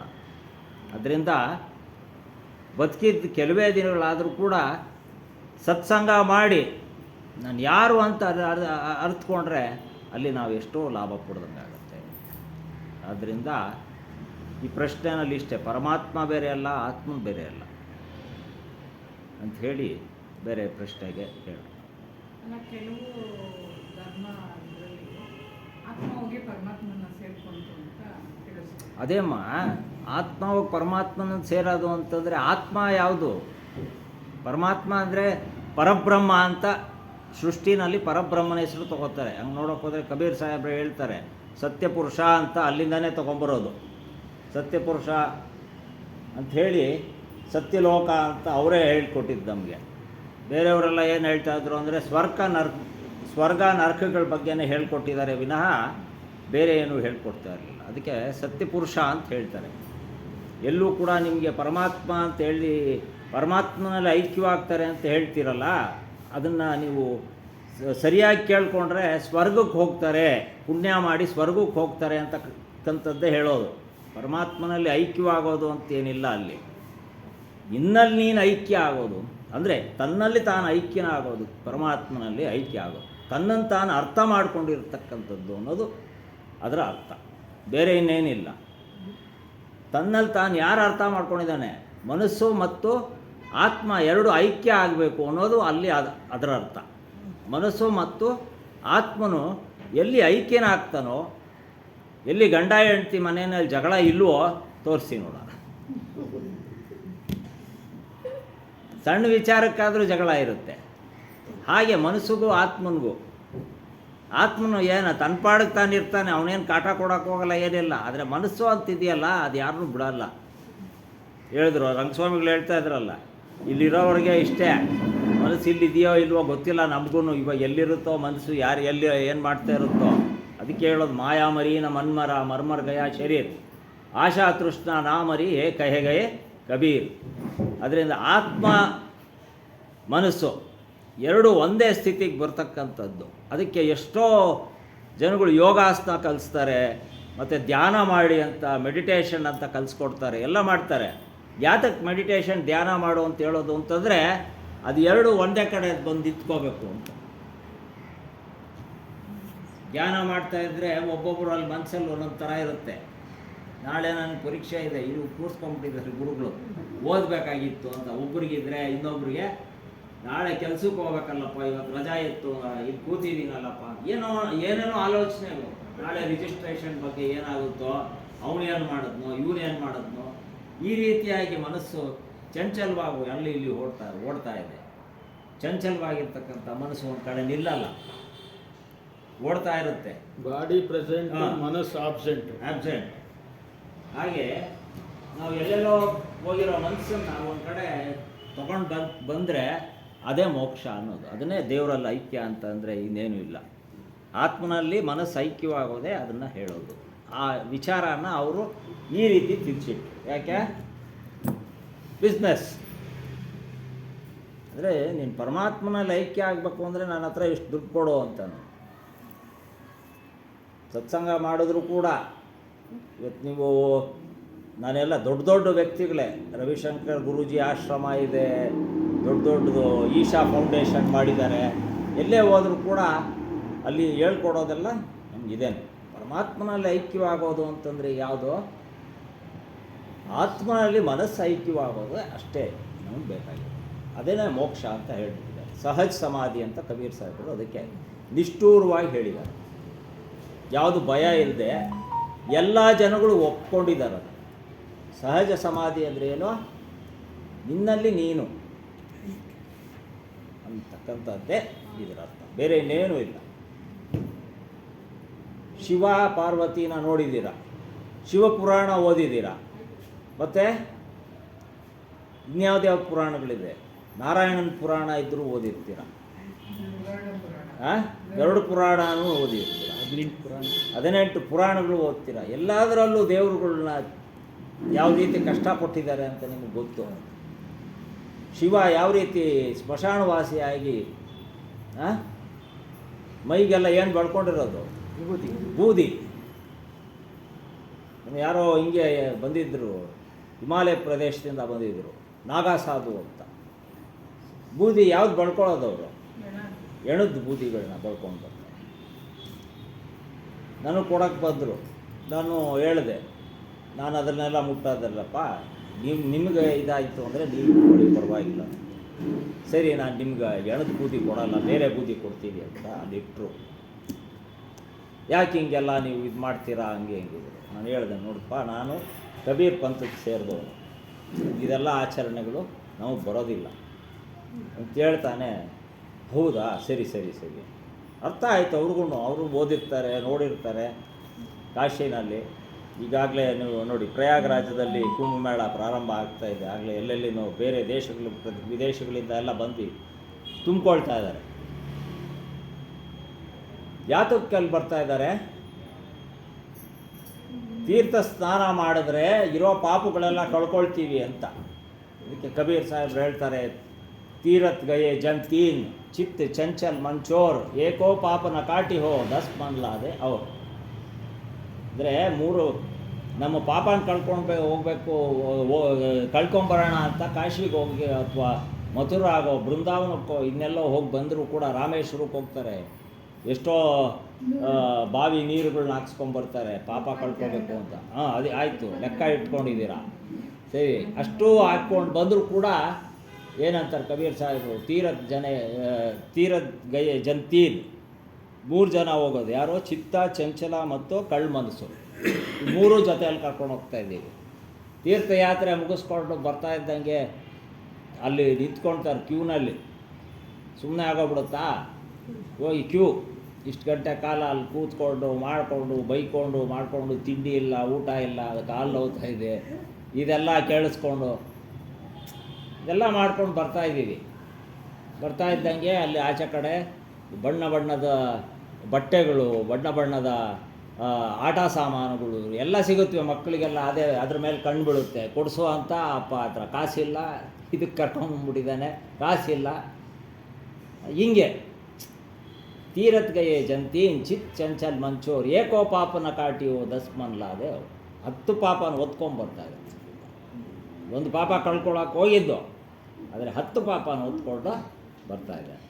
ಮನೆಗೆ ತೊಗೊಂಬರ್ತಾರೆ. ಯಾರಿಗಾರು ಪ್ರೆಸೆಂಟ್ ಮಾಡಬೇಕು ಅಂತ ಮನೇಲಿರೋರಿಗೆಲ್ಲ ತಂದರೆ ಅದು ಸರಿ ಇಲ್ಲ, ಅವ್ರಿಗೆ ಯಾಕೆ ಇವ್ರಿಗೆ ಹಿಂಗೆ ತಂದಿದ್ದೀರಾ, ಜಗಳ ವ್ಯಾಜ್ಯ ಬೇಕಿತ್ತಾ? ಅದರಿಂದ ಭಕ್ತಿ ಅಂತಕ್ಕಂಥದ್ದು ನಾವು ಅಲ್ಲಿ ಹೋಗಿ ತೀರ್ಥ ಸ್ನಾನ ಮಾಡಿದ್ರೆ ಅಲ್ಲ. ಜ್ಞಾನ ಗಂಗಾಮೇನ ಹಾಲೋ ಪ್ಯಾರೆ ಮನ್, ಜ್ಞಾನಗಂಗೆಯಲ್ಲಿ ಮುಳುಗಪ್ಪ ಎದ್ದೇಳು. ಜ್ಞಾನ ಗಂಗಾಮೇನ ಹಾಲೋ ಪ್ಯಾರೆ ಮನ್ ಬಿಗಡಿ ಬನಾಲು. ಅಂದರೆ ಈ ಪ್ರಪಂಚನ ಯಾವ ರೀತಿ ನಾವು ರಕ್ಷಿಸ್ಕೋಬೇಕು ಅನ್ನೋದನ್ನು, ಕಾಪಾಡ್ಕೋಬೇಕು ಅದ್ರ ಬಗ್ಗೆ ನೀನು ಆಸಕ್ತಿ ಹೊಂದಪ್ಪ ಅಂತ ಹೇಳ್ತಾರೆ ಕಬೀರ್ ಸಾಹೇಬ್.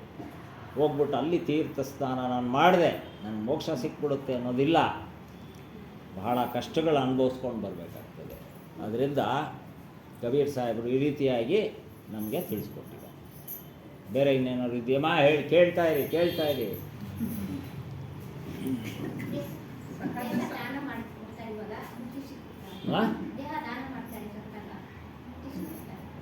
ದೇಹ ದಾನ ಮಾಡ್ತಾರೆ. ಹೌದಮ್ಮ. ಒಂದು ಪ್ರಶ್ನೆ ಇದೆ ನಂದು, ಒಂದೇ ಒಂದು ಪ್ರಶ್ನೆ. ನಮ್ಮಲ್ಲಿ ಹಿಂದೂ ಸಂಸ್ಕೃತಿನಲ್ಲಿ ಏನಂತ ಹಿಂದಿನ ಕಾಲದಿಂದಲೂ ಬಂದಿತ್ತು, ಏನಂತಂದರೆ ಸತ್ತ ಮನುಷ್ಯ ಏನಾದರೂ ಕಣ್ಣು ಕೊಟ್ಬಿಟ್ರೆ ಮುಂದಿನ ಜನ್ಮದಲ್ಲಿ ಕಣ್ಣಿರಲ್ಲ. ಇವೆಲ್ಲ ಸತ್ಸಂಗ ಕೇಳ್ತಾ ಇರೋದು ಯಾತಕ್ಕೋಸ್ಕರ? ನನ್ನ ಪ್ರಶ್ನೆ ನೀವು ಇವಾಗ ಸತ್ಸಂಗ ಯಾಕೆ ಕೇಳ್ತಾ ಇದ್ದೀರಾ? ಬಿಡಿಸ್ಕೊಳಕ್ಕೆ ಕೇಳಿದ್ದಾರೆ ಪ್ರಪಂಚದಲ್ಲಿ. ಬಿಡಿಸ್ಕೊಂಡು ಏನು ಮಾಡ್ತೀರಾ? ಬಿಡಿಸ್ಕೊಂಡು ಏನು ಮಾಡ್ತೀರಾ? ಹುಟ್ಟು ಸಾವು ಎಂಬ ಇದಕ್ಕೆ ಬರಬಾರ್ದು. ಮೋಕ್ಷಕ್ಕೆ ತಾನೇ ಎಷ್ಟೆಲ್ಲ ಕಷ್ಟಪಡ್ತಾ ಇರೋದು. ಆಗ ನೀವು ದೇಹ ದಾನ ಮಾಡಿದ್ಮೇಲೆ ನಿಮ್ಗಲ್ಲಿ ಮೋಕ್ಷ ಸಿಕ್ತಲ್ಲ,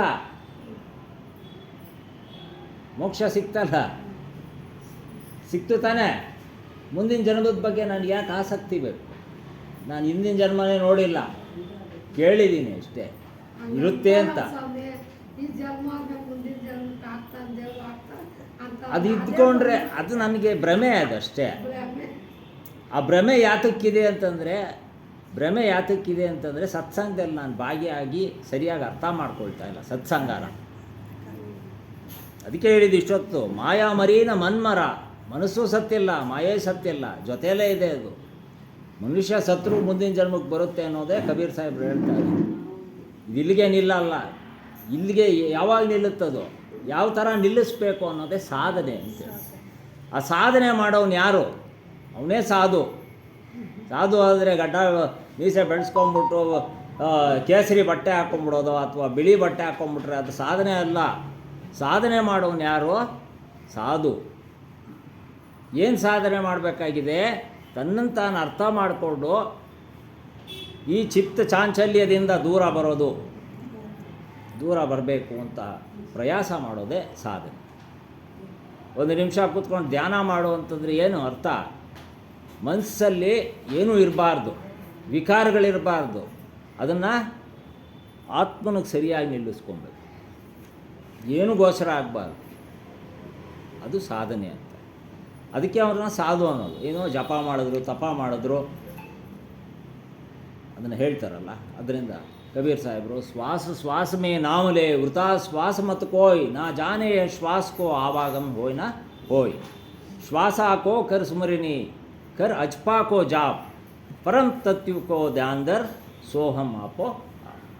ಪರಮ ತತ್ವದ ಧ್ಯಾನ ಮಾಡಿ ನಿನ್ನಲ್ಲಿ ನೀನೇ ಧ್ಯಾನ ಮಾಡ್ತಾ ಇದ್ದರೆ ಸೋಹಂ ಆಪೋಹ, ಸೋಹಂ ಅಂದರೆ ಮಹಾಪುರುಷ, ಸೋಹಂ ಆಪೋಹ, ನೀನೇ ಇದನ್ನು ದೈವತ್ವ ಗುಣನ ಸಂಪಾದನೆ ಮಾಡಿದ್ಯಾ ಅಂತ ಅರ್ಥ. ನೀನು ಬೇರೆ ಅಲ್ಲ, ದೇವರು ಬೇರೆ ಅಲ್ಲ. ಅದರಿಂದ ಶ್ವಾಸದಲ್ಲೂ ನಾಮ ಜಪ ಮಾಡಬೇಕು ಅಂತ ಹೇಳ್ತಾರೆ ಕಬೀರ್ ಸರ್. ಮೊನ್ನೆ ಯಾರೋ ಹಿಂಗೆ ಬಂದಿದ್ದರು, ವರ್ಲ್ಡ್ ಮೆಡಿಟೇಷನ್ ಡೇ ಅಂತಕ್ಕಂಥ ಒಂದು ಕಾರ್ಯಕ್ರಮ ನಡೀತು. ಅವತ್ತು ಎಲ್ಲರೂ ಧ್ಯಾನ ಮಾಡಬೇಕು ಅಂಥೇಳಿ ಕೆಲವು ಇದನ್ನು ಹೇಳಿದ್ರು. ಅದೇನಪ್ಪ ಅಂತಂದರೆ ಶ್ವಾಸ, ಉಚ್ಛ್ವಾಸ ನಿಶ್ವಾಸ ಎರಡು, ಉಸಿರು ತಗೊಳ್ಳೋದು, ಉಸಿರು ಬಿಡೋದು. ಅಂದರೆ ಅದಕ್ಕೆ ಕಬೀರ್ ಸಾಹೇಬರು ಈ ಶ್ವಾಸ ಹೋಗ್ತಾ ಇದೆ, ಶ್ವಾಸ ಬರ್ತಾ ಇದೆ, ಈ ಶ್ವಾಸನ ನೀನೇನು ಯಾವ ರೀತಿ ಬಳಸ್ಕೋಬೇಕು ಅಂದರೆ ನಾಮಸ್ಮರಣೆ ಮಾಡ್ತಾ ಬಳಸ್ಕೊಪ್ಪ. ನಾಮಸ್ಮರಣೆ ಮಾಡ್ತಾ ಬಳಸ್ಕೊಂಡ್ರೆ ನಿನ್ನ ಜೀವನ ಶೈಲಿ ಬದಲಾಗುತ್ತೆ, ಆರೋಗ್ಯ ಪ್ರಾಪ್ತಿಯಾಗುತ್ತೆ, ಮನಸ್ಸು ಸ್ವಚ್ಛವಾಗುತ್ತೆ. ಅದರಿಂದ ಈ ಒಂದು ಪ್ರಕ್ರಿಯೆನ ಕಬೀರ್ ಸಾಹೇಬರು ನಮ್ಗೆ ಹೇಳ್ಬೋದು. ಎಲ್ಲ ಪ್ರತಿಯೊಂದು ಒಂದೊಂದೇ ದೋಹೆಗಳು ಮಾಡಿಟ್ಬಿಟ್ಟಿದ್ದಾರೆ ಕಬೀರ್ ಸಾಹೇಬರು, ಬೇರೆ ಇದೇನೂ ಇಲ್ಲ, ದೋಹೆಗಳು ಮಾಡಿಟ್ಬಿಟ್ಟಿದ್ದಾರೆ. ಅದನ್ನು ನಾವು ನೋಡ್ತಾ ಇದ್ದೀವಿ. ಎಷ್ಟೋ ಗ್ರಂಥಗಳು ಭೂಗತ ಆಗೋಗ್ಬಿಟ್ಟಿದೆ. ಕಬೀರ್ ಸಾಹೇಬರು ಮಾಡಿರ್ತಕ್ಕಂಥ ಗ್ರಂಥಗಳು ಇದ್ದರೆ ಪ್ರಪಂಚಕ್ಕೆ ಅನಾನುಕೂಲ ಆಗುತ್ತೆ, ಪ್ರಪಂಚ ಬೆಳೆಯಲ್ಲ, ಎಲ್ಲರೂ ವೈರಾಗ್ಯವಂತರಾಗೋಗ್ತಾರೆ ಅಂಥೇಳಿ ಭೂಗತ ಆಗೋಗಿದೆ. ಇರೋ ಗ್ರಂಥಗಳಲ್ಲೇ ಇಷ್ಟು ನಮಗೆ ಸಾಕ್ಷ್ಯ ಸ್ವರೂಪವಾಗಿ ಸಿಗ್ತಾ ಇದೆ. ಸಾಕಿ ಆಂಕಿ ಜ್ಞಾನಕಿ ಅಂತಾರೆ ಕಬೀರ್ ಸಾಹೇಬರು. ಸಾಕಿ ಆಂಕಿ ಜ್ಞಾನಕಿ, ಜ್ಞಾನದ ಕಣ್ಣು ಯಾವುದೋ ಸಾಕ್ಷಿಯಾಗಿ ಸ್ವರೂಪನಾಗಿ ನಾನು ನಿಂತಿದ್ದೀನಿ ನಿಮಗೆ ತೋರಿಸ್ಲಿಕ್ಕೆ ಪ್ರಪಂಚನ. ಸಾಕಿ ಆಂಕಿ ಜ್ಞಾನಕಿ ದೇಖ್ ಸಮಜ್ ಮನ್ ಮಾಹಿ ಬಿನ್ ಸಾಕಿ ಸಂಸಾರ ಮೇ ಜಗಳ ಚೂಟತ ನಾಹಿ. ಜಗಳ ಅಂತಕ್ಕಂಥದ್ದು ಈ ಸಾಕ್ಷಿ ಅನ್ನೋದಿಲ್ಲದೆ ಇದ್ದರೆ ಕೋರ್ಟಲ್ಲಿ ನಿಮ್ಗೇನಾದ್ರು ಇದಾಗತ್ತಾ, ನ್ಯಾಯ ಸಿಗುತ್ತಾ? ಜಡ್ಜು ಸಾಕ್ಷಿ ಅಂತ ಕೇಳ್ತಾನೆ. ಅದಕ್ಕೆ ಕಬೀರ್ ಸಾಹೇಬ್ರು ಹೇಳ್ತಾರೆ, ಸಾಕ್ಷಿ ಸ್ವರೂಪನಾಗಿ ನಾನು ನಿಂತ್ಕೊಂಡು ನಿಮಗೆಲ್ಲನೂ ತೋರಿಸ್ತಾ ಇದ್ದೀನಿ ಅಂತ. ಅದಕ್ಕೆ ಎಷ್ಟೋ ಕಥೆಗಳು ಬಂದಿದೆ. ಬ್ರಾಹ್ಮಣರು ನೀರಲ್ಲಿ ನಿಂತ್ಕೊಂಡು ಹಿಂಗೆ ಪಿಂಡ ಪ್ರದಾನಗಳನ್ನ ಇದು ಮಾಡಿಕೊಂಡು ನೀರನ್ನ ಅರ್ಘ್ಯಾನ ಕೊಡ್ತಾ ಮಾಡ್ತಾಯಿದ್ರೆ ಕಬೀರ್ ಸಾಹೇಬರು ನೀರನ್ನ ಚೆಲ್ತಾ ಇರ್ತಾರೆ ಬೇರೆ ಕಡೆಗೆ. ಚೆಲ್ತಾ ಇದ್ದರೆ ಏನಿದು ನಿನ್ನ ಅರ್ಥ ಅಂತ. ಅದು ಏನು ಬ್ರಾಹ್ಮಣರು ಅವರು ಇದೆಲ್ಲ ಮಾಡೋ ಕಾರ್ಯಕ್ರಮ ಎಲ್ಲ ಮುಗಿಸೋರು ಮಾತಾಡಲ್ಲ, ಮುಗಿಸ್ಕೊಂಡು ಬಂದು ಕೇಳ್ತಾರೆ ಕಬೀರ್ ಸಾಹೇಬ್ರನ್ನ, ನೀರು ಎತ್ಕೊಂಡು ಆ ಕಡೆ ಏರಿಸ್ತಾ ಇದ್ದೀಯಾ ಅಂದರೆ, ಆ ಕಡೆ ನನ್ನ ತೋಟ ಇದೆಯಪ್ಪ, ತೋಟಕ್ಕೆ ನೀರು ಎರಿಸ್ತಾ ಇದ್ದೀನಿ ಅಂತಾರೆ. ಆದ್ದರಿಂದ ಅವರ ಒಂದು ಇದಕ್ಕೆ ನಕ್ಬಿಡ್ತಾರೆ, ಬ್ರಾಹ್ಮಣರೆಲ್ಲ ಸೇರ್ಕೊಂಡು ನಕ್ಬಿಟ್ಟಾಗ ಏನಕ್ಕೆ ನಗ್ತಾ ಇದ್ದೀರಾ ಅಂತ ಕೇಳ್ತಾರೆ ಕಬೀರ್ ಸಾಹೇಬರು. ಅಲ್ಲಯ್ಯ, ಅಲ್ಲೆಲ್ಲೋ ಇದೆ ನಿಮ್ಮ ತೋಟ, ಇಲ್ಲಿಂದ ನೀರು ಏರಿಸ್ತಾ ಇದ್ದೀಯ ನೀನು, ಆ ನೀರು ಅಲ್ಲೋಗಿ ಸೇರುತ್ತಾ ಅಂತ ಕೇಳ್ತಾರೆ. ಆವಾಗ ಹೇಳ್ತಾರೆ, ಯಾವಾಗಲೋ ಸತ್ತೋಗಿರೋ ನಿಮ್ಮ ತಾತ ಮುತ್ತಾತಂದ್ರಿಗೆ ನೀನು ಅರ್ಘ್ಯ ಬಿಡ್ತಾ ಇದ್ದೀನಿ ಅಂದರೆ ಅವ್ರಿಗೆ ಅರ್ಪಿತ ಆಗುತ್ತಾ? ಅದು ನಿನ್ನ ಲೆಕ್ಕಾಚಾರ ಸರಿ ಇದೆಯಾ ಅಂತ ಪ್ರಶ್ನೆ ಮಾಡ್ತಾರೆ. ನೋಡಿ, ಅಂಥ ಒಂದು ಮಟ್ಟದಲ್ಲಿ ಮಾತಾಡ್ತಾರೆ. ಆದ್ದರಿಂದ ಕಬೀರ್ ಸಾಹೇಬರು ಬಹಳ ಜ್ಞಾನಿಗಳು. ರಾಮಾನಂದರು ಕೂಡ, ಅಂದರೆ ಗುರುಗಳು, ಅವ್ರ ಗುರುಗಳು ಕೇಳ್ಬಿಡ್ತಾರಂತೆ, ಅಪ್ಪ ನೀನು ನನಗೆ ಗುರು ಅಲ್ಲ, ನಾನು ನಿನಗೆ ಗುರು ಅಲ್ಲ, ನೀನು ನನಗೆ ಗುರು ಆಗಬೇಕು ಅಂತ ಕೇಳ್ತಾರಂತೆ. ಅದೇ ಕಬೀರ್ ಸಾಹೇಬರು ಒಪ್ಪಲ್ಲ, ಈ ಜನ್ಮದಲ್ಲಿ ನಿಮ್ಮನ್ನು ಗುರು ಅಂತ ಒಪ್ಕೊಂಡ್ಬಿಟ್ಟಿದ್ದೀನಿ, ಆದ್ದರಿಂದ ನೀವೇ ನನ್ನ ಗುರುಗಳಾಗಿರಿ ಅಂತ ಹೇಳಿ ಅವ್ರು ಹೇಳ್ತಾರಂತೆ. ಆದ್ದರಿಂದ ಈ ರೀತಿಯಾದ ಒಂದು ವಿಚಾರ ಸದ್ಗುರು ಕಬೀರ್ ಸಾಹೇಬರದು. ಕೇಳಿ ಸಮಯ ಇದೆ, ಕೇಳ್ಬೋದು. ಯಾಕೆಂದರೆ ಆಶ್ರಮದಲ್ಲಿ ಕೇಳೋಕ್ಕೆ ನಿಮ್ಗಾಗಲ್ಲ, ಜನ ಜಾಸ್ತಿ ಇರ್ತಾರೆ, ಅಲ್ಲೂ ಕೇಳ್ಬೋದು, ನನಗೇನಿಲ್ಲ ಹೇಳೋಕ್ಕೆ. ನನಗೆ ತಿಳಿದಿರೋದು ನಾನು ತಿಳಿಸ್ತೀನಿ, ಕೇಳಿಮ್ಮ. ಅಂದರೆ ಸುತ್ತೋಗಿ ವರ್ಷ ಇವಾಗ ಮಾಡ್ತಾವಲ್ಲ ಸ್ವಾಮಿ, ಅಡುಗೆಗಳು ಮಾಡೋದು, ಇಕ್ಕೋದು, ಎಡೆ ಹಾಕೋದು, ಪೂಜೆ ಮಾಡೋದು, ಅದೆಲ್ಲ ಅದನ್ನೇ ಹೇಳಿದ್ದು ಈಗ ಇಷ್ಟೊತ್ತು ನಾನು. ಅದು ಮಾಡಬಾರ್ದು ಅಂತಲ್ಲ, ಅದನ್ನು ನಾವು ನಮ್ಮಲ್ಲಿ ಮಾಡ್ತಕ್ಕಂಥದ್ದು ಆರಾಧನೆ ಅಂತ. ಆರಾಧನೆ ಯಾಕೆ ಮಾಡ್ತೀವಿ ಅಂತಂದರೆ ಅವರ ನೆನಪು ಅಂತ. ಅರ್ಘ್ಯ ಬಿಡೋದು, ಕಾಗೆ ಆಗಿ ಬಂದು ಕೂತ್ಕೊಂಡು ತಿಂತಾರೆ ಅನ್ನೋದು ಅದೆಲ್ಲ ಸುಳ್ಳು. ಕಾಗೆ ಎಲ್ಲ ಸುಳ್ಳು. ಪ್ರಾಣಿ ತಿನ್ನುತ್ತೆ, ಅದರಿಂದ ನಮಗೇನು ತೊಂದರೆ ಇಲ್ಲ ಪಾಪ. ಪಕ್ಷಿ ತಿನ್ನೋದ್ರಿಂದ, ಪ್ರಾಣಿ ತಿನ್ನೋದ್ರಿಂದ ಏನು ತೊಂದರೆ ಇಲ್ಲ. ನಮ್ಮವರು ಆ ರೂಪ ತಾಳಿ ಬಂದಿದ್ದಾರೆ ಅನ್ನೋದು ತಪ್ಪು. ನೋಡಮ್ಮ, ಅದೇನೇ ನಾನು ಹೇಳೋದು, ಅದು ತಪ್ಪಿದೆ. ಅದು ನಮ್ಮ ತಪ್ಪ ಕಲ್ಪನೆ ಅಷ್ಟೇ, ಬೇರೆ ಇನ್ನೇನಿಲ್ಲ. ಅದಕ್ಕೆ ಬದಲಾಗಿ ಹಸು ಗಿಡಿ ಕಾಗೆ ಆಗಿ ಬರ್ತಾರೆ ಅನ್ನೋದು ಸುಳ್ಳು. ಅದನ್ನೇ ಕಬೀರ್ ಸಾಹೇಬರು ಹೇಳೋದು. ಇದನ್ನೆಲ್ಲ ನೀವು ಮಾಡ್ತಾ ಇರೋದು ಯಾವಾಗಲೋ ತೀರ್ಕೊಂಡಿದ್ದಾರೆ ಅವ್ರು, ಇದಾರೋ ಅವ್ರಿಗೆ ಅದ್ರ ಬಗ್ಗೆ ನಮಗೆ ಗೊತ್ತಿಲ್ಲ. ಅವ್ರು ಕಾಗೆ ಆಗಿ ಬಂದು ಯಾಕೆ ತೀರ್ಬೇಕು ಪಾಪ. ಆದ್ದರಿಂದ ಇದೆಲ್ಲ ನಮ್ಮ ಪರಿಕಲ್ಪನೆಗಳು. ಇದಕ್ಕೆಲ್ಲ ಮಾಡಿಸೋದಕ್ಕೆ ದುಡ್ಡು ಕೊಡಬೇಕು. ಅವ್ರು ಬಂದು ಮಾಡಿಸ್ತಾರೆ. ಯಾರೋ ಹೇಳ್ತಾಯಿದ್ರು ಧನುರ್ಮಾಸ ಬಂತು, ಈ ಇನ್ನೊಂದು ಮಾಸ ಬಂತು ಅಂದರೆ ಬ್ರಾಹ್ಮಣರು ಮದುವೆಗಳು ಮಾಡಿಸ್ತಾರೆ ಅವ್ರ ಮನೆಗಳಲ್ಲಿ. ನಮಗೆ ನೀವು ಮಾಡಬೇಡಿ, ಇದು ಕೆಟ್ಟ ಕಾಲ ಅಂತಾರೆ. ಯಾವ ನ್ಯಾಯ? ಆಷಾಢ ಮಾಸದಲ್ಲಿ ಮದುವೆಗಳು ಯಾರೂ ಮಾಡಿಸಲ್ಲ, ನೀವುಗಳು ಬ್ರಾಹ್ಮಣರು ಮಾಡಿಸ್ತಾರೆ. ಕೇಳಿದ್ದೀರಾ? ಯಾರಾದರೂ ಪ್ರಶ್ನೆ ಕೇಳಿದ್ದೀರಾ ಬ್ರಾಹ್ಮಣರ? ಪುರ್ಸೊತ್ತಾಗಿರ್ತೀವಿ ನಾವು ಮಾಡಿಸ್ಕೊತೀವಿ ಅಂತ. ಹಾಂ ಊನಮ್ಮ, ಅದೇ ಪುರ್ಸೊತ್ತಾಗಿದ್ದೀವಿ ನಾವು ಮಾಡಿಸ್ಕೋತೀವಿ ಅಂತಾರೆ. ನಿಮಗೆ ಎಷ್ಟು ಭಯ ಇದೆ, ಆಷಾಢ ಮಾಸದಲ್ಲಿ ಮಾಡಿಬಿಟ್ರೆ ಏನೋ ಆಗೋಗ್ಬಿಡುತ್ತೆ. ಅವ್ರಿಗೆ ಯಾಕಾಗಲ್ಲ? ಅದರಿಂದ ವಿಚಾರ ಮಾಡಿ. ಅದನ್ನೇ ಸಾಕ್ಷಿ ಸ್ವರೂಪವಾಗಿ ನಿಂತಿದ್ದೀನಿ ನಿಮ್ಗೆ ತೋರ್ಸೋಕ್ಕೆ ಇವರೆಲ್ಲ ಮಾಡ್ತಾ ಇರೋದು ಮೋಸನ ಅಂತ ಕಬೀರ್ ಸಾಹೇಬ್ ಹೇಳ್ತಾರೆ. ಬ್ರಾಹ್ಮಣರೇ ಆಗಲಿ, ಯಾರೇ ಆಗಲಿ, ಮುಸಲ್ಮಾನರೇ ಆಗಲಿ, ಯಾರು ಮಾಡೋದು ನಮಗೆ ಅದಕ್ಕೆ ನಿಂತು ನೋಡಬೇಕು. ಸಾಕ್ಷಿ ಸ್ವರೂಪ ಇದು ಸತ್ಯನಾ, ಇದಿಲ್ವಾ? ಅದಕ್ಕೆ ಜಡಚೇತನ ದೋ ವಸ್ತು ಹೇ ಅಂದರು. ಜಡ ಮತ್ತು ಚೈತನ್ಯ ಇದೆ. ದೋ ವಸ್ತು ಹೇ ಅತಿ ಪ್ರಸಿದ್ಧ ಜಗಮಾಹಿ, ಇನ್ಕೋ ಪರ್ಕಕ್ಕೆ ಬಿನ ಬಂದಂಚೂಟದ ನಾಯಿ. ಯಾವುದು ಒಳ್ಳೆಯದು, ಯಾವುದು ಕೆಟ್ಟದ್ದು, ಎರಡೆರಡು ವಸ್ತುನೇ ಇರೋದು. ಒಂದು ಒಳ್ಳೆಯದಿದೆ, ಒಂದು ಕೆಟ್ಟದ್ದಿದೆ. ಒಂದು ಸತ್ಯ ಇದೆ, ಒಂದು ಅಸತ್ಯ ಇದೆ. ಒಂದು ಖುಷಿ ದುಃಖ ಇದೆ, ಒಂದು ಖುಷಿ ಸಂತೋಷ ಇದೆ. ಹಾಗೆ ಎರಡು ವಸ್ತುಗಳಿದೆ. ಅದರಲ್ಲಿ ಯಾವ ವಸ್ತು ಸರಿ ತಪ್ಪು ಅನ್ನೋದನ್ನು ನೀವು ಕಂಡುಕೊಂಡ್ರಾಗ ಮಾತ್ರ ನಿಮಗೆ ಅನುಕೂಲ ಆಗುತ್ತೆ. ಇಲ್ಲದಿದ್ದರೆ ನೀವು ಈ ರವರವಾದಿ ನರಕದಲ್ಲಿ ಬೇಯ್ತಾ ಇರಬೇಕು, ಪಶ್ಚಾತ್ತಾಪ ಪಡ್ತಾ ಇರಬೇಕು. ಹಂಗೆ ಯಾವುದೋ ಒಂದು ತಂದೆಗಿಬ್ಬರು ಮಕ್ಕಳು, ಒಬ್ಬ ಮಗ ಬುದ್ಧಿವಂತ, ಇನ್ನೊಬ್ಬ ಮಗ ಕೆಟ್ಟವನು, ಕೆಟ್ಟ ಚಾಳಿಗಳು ಕಲ್ತವನು. ಊರಲ್ಲೆಲ್ಲ ಸುತ್ತಾಡೋದು, ಸ್ನೇಹಿತರು, ಕುಡಿಯೋದು ಎಲ್ಲ ಇರುತ್ತೆ. ದೊಡ್ಡ ಮಗ ಕೆಲಸ ಮಾಡೋದು, ಕಷ್ಟಪಡೋದು, ತಂದೆಗೆ ಸಹಾಯ ಮಾಡೋದು, ಈ ರೀತಿಯಾದ ಒಂದು ಇದು. ಅದರಿಂದ ತಂದೆಗೆ ಒಂದು ಸತಿ ಆಲೋಚನೆ ಬಂದು ಇಬ್ಬರಿಗೂ ಭಾಗ ಮಾಡಿಬಿಡೋಣ, ಇಬ್ಬರು ಮಕ್ಳಿಗೂ ಭಾಗ ಮಾಡಿಬಿಟ್ರೆ ಇವನು ದುಡ್ಡು ಇವನು ತಿನ್ಕೊಳ್ಳಿ, ಅವನ ದುಡ್ಡು ಅವನು ತಿನ್ಕೊಳ್ಳಿ ಅಂತೇಳಿ ಭಾಗ ಮಾಡಿಬಿಡ್ತಾರೆ. ಭಾಗ ಮಾಡಿಬಿಟ್ರೆ ಈ ದೊಡ್ಡವನು ಏನು ಮಾಡ್ತಾನೆ, ತಂದೆ ಕೊಟ್ಟಿದ್ದನ್ನು ಬೆಳೆಸ್ತಾ ಹೋಗ್ತಾನೆ. ಚಿಕ್ಕವನು ಏನು ಮಾಡ್ತಾನೆ, ತಂದೆ ಕೊಟ್ಟಿದ್ದನ್ನು ಕಳೀತಾ ಹೋಗ್ತಾನೆ. ಕಳೀತಾ ಹೋಗ್ತಾ ಹೋಗ್ತಾ ಹೋಗ್ತಾ ಹೋಗ್ತಾ ಒಂದು ಇದರಲ್ಲಿ ಭಿಕ್ಷುಕ ಆಗಿ ಅಲ್ದಾಡೋದು ಒಂದು ಸುದ್ದಿ ತಂದೆಗೆ ಬಂದು ಮುಟ್ಟುತ್ತೆ. ಎಲ್ಲಿ ಅಲಿಯೋದು? ಊರಲ್ಲ, ಎಲ್ಲೋ ದೊಡ್ಡ ಪಟ್ಟಣಕ್ಕೆ ಹೋಗಿ ಅಲ್ಲಿ ಅಲಿಯೋದು. ಅಲ್ಲೆಲ್ಲ ಚೆನ್ನಾಗಿ ಇದ್ದಷ್ಟು ದಿವಸ ತಿಂದ ಕುಡ್ದ ಎಲ್ಲ ಮಾಡ್ಬಿಟ್ಟ. ಕೊನೆಗೆ ಭಿಕ್ಷೆ ಬೇಡ ಒಂದು ಸ್ಥಿತಿಗೆ ಬಂದ್ಬಿಟ್ಟು ನಿಂತ್ಕೊಂಡ್ಬಿಟ್ಟು. ಆವಾಗ ಹಿಂಗೆ ಯಾರೋ ಬಂದು ಹೇಳಿದ ಸುದ್ದಿ ಮುಟ್ತಾನೆ ತಂದೆಗೆ ಚುರುಕು ಕಾಣುತ್ತೆ. ಆವಾಗ ಏನು ಮಾಡ್ತಾನೆ ತಂದೆ ಆದವನು, ಆ ಚಿಕ್ಕವನ್ನ ಕರೆಸ್ತಾನೆ. ಕರೆಸೋ ದಿನ, ಅವ್ನು ಬರೋ ದಿನ ದೊಡ್ಡ ಸಂಭ್ರಮಾಚರಣೆ ಮಾಡ್ತಾನೆ ಮನೆಯಲ್ಲಿ. ಮಗ ಬರ್ತಾ ಇದ್ದಾನೆ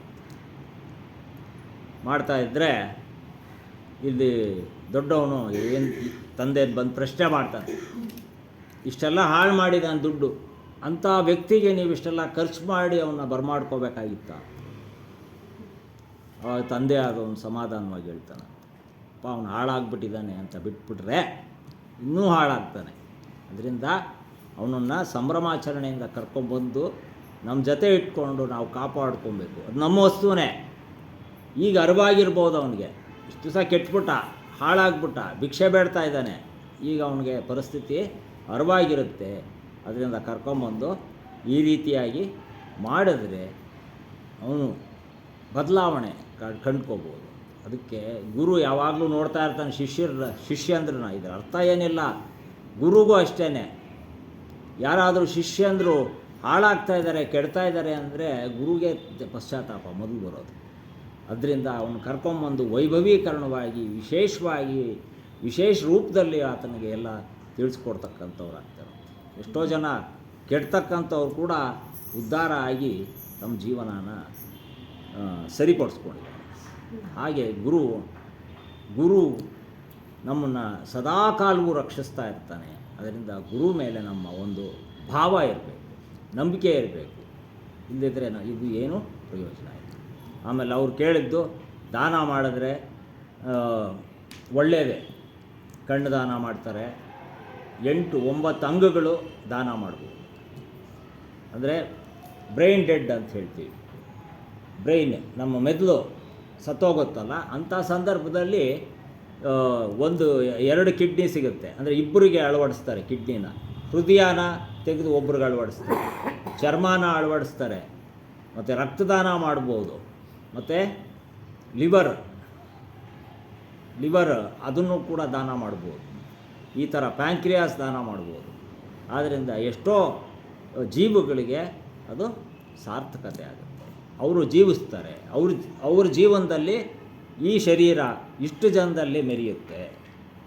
ಅದರಿಂದ ದಾನ ಮಾಡ್ತಕ್ಕಂಥದ್ದು ಅತಿ ಶ್ರೇಷ್ಠವಾಗಿರ್ತಕ್ಕಂಥ, ಎಲ್ಲದಕ್ಕಿಂತ ಶ್ರೇಷ್ಠ ದಾನ ಅನ್ನದಾನ ಅಲ್ಲ, ದೇಹದಾನ.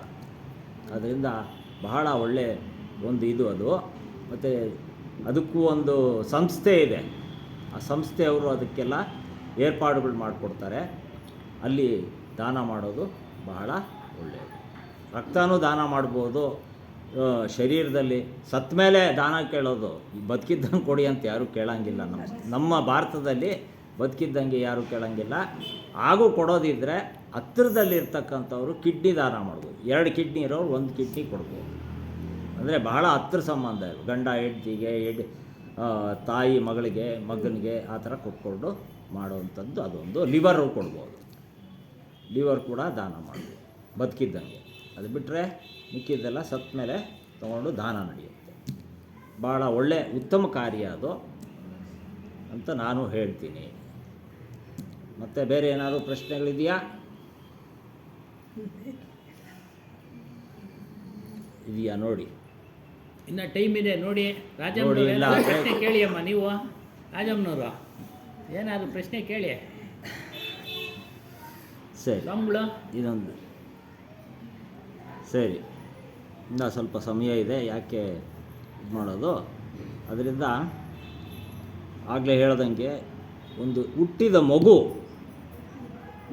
ಮಗುಗೆ ಮರುದಿನ ಒಂದು ಮೈನಸ್ ಆಗುತ್ತೆ. ಒಂದೊಂದು ದಿನಾನು ಕಳ್ಕೊಂಡು ಹೋಗಿ ಯೌವನ ಬರುತ್ತೆ. ಈಗ ಮೊದಲೆಲ್ಲ 100 ವರ್ಷ ಅಂತ ಒಂದು ಲೆಕ್ಕಾಚಾರ ಇದ್ದಿದ್ದು ಇವಾಗ ಹಂಗಿಲ್ಲ. 20 ವರ್ಷಕ್ಕೆ ಸಾಯ್ಬೋದು. ಗರ್ಭದಲ್ಲೇ ಗರ್ಭಪಾತ ಆಗೋಗುತ್ತೆ. ಅದರಿಂದ ನಮಗೆ ಈಗ ಅರ್ಥ ಮಾಡ್ಕೊಳ್ಬೇಕಾಗಿರೋದು ಇಷ್ಟೇ, ಏನು, ನಮ್ಮ ನಡವಳಿಕೆಯಲ್ಲಿ ನಾವು ಬದಲಾವಣೆ ಮಾಡ್ಕೋಬೇಕಾಗುತ್ತೆ. ಇವತ್ತು ಬದುಕಿದ್ದೀನಿ ನಾಳೆ ಬದುಕಿರ್ತೀನ ಅನ್ನೋದನ್ನು ಬಿಟ್ಬಿಡ್ಬೇಕು. ಇವತ್ತು ಬದುಕಿದ್ದೀನಿ, ಇವತ್ತು ಸಂತೋಷಕರವಾಗಿರಬೇಕು. ನಾಳೆ ಬಗ್ಗೆ ಯೋಚನೆ ಮಾಡಬೇಡಿ. ನಾವೇನು ಮಾಡ್ತೀವಿ, ನಾಳೆಗೋಸ್ಕರ ಕೂಡಿಡ್ತಾ ಹೋಗ್ತಾ ಇದ್ದೀವಿ. ನಾಳೆ ಅನ್ನೋದು ನಮಗೆ ಉಪಯೋಗಕ್ಕೆ ಬರದೇ ಇರ್ತಕ್ಕಂಥದ್ದು. ಎಷ್ಟು ಎಕರೆ ತೊಗೊಂಡೆ, ಎಷ್ಟು ರಿಜಿಸ್ಟರ್ ಮಾಡಿದೆ ಎಲ್ಲ ಹೇಳ್ತಾರೆ. ನಾಳೆಗೋಸ್ಕರ ರಿಜಿಸ್ಟರ್ ಮಾಡಿದೆ ಅಂತ. ಎಷ್ಟೋ ಆಸ್ತಿ ಮಾಡಿದ್ದೀನಿ ಅಂತಾನೆ.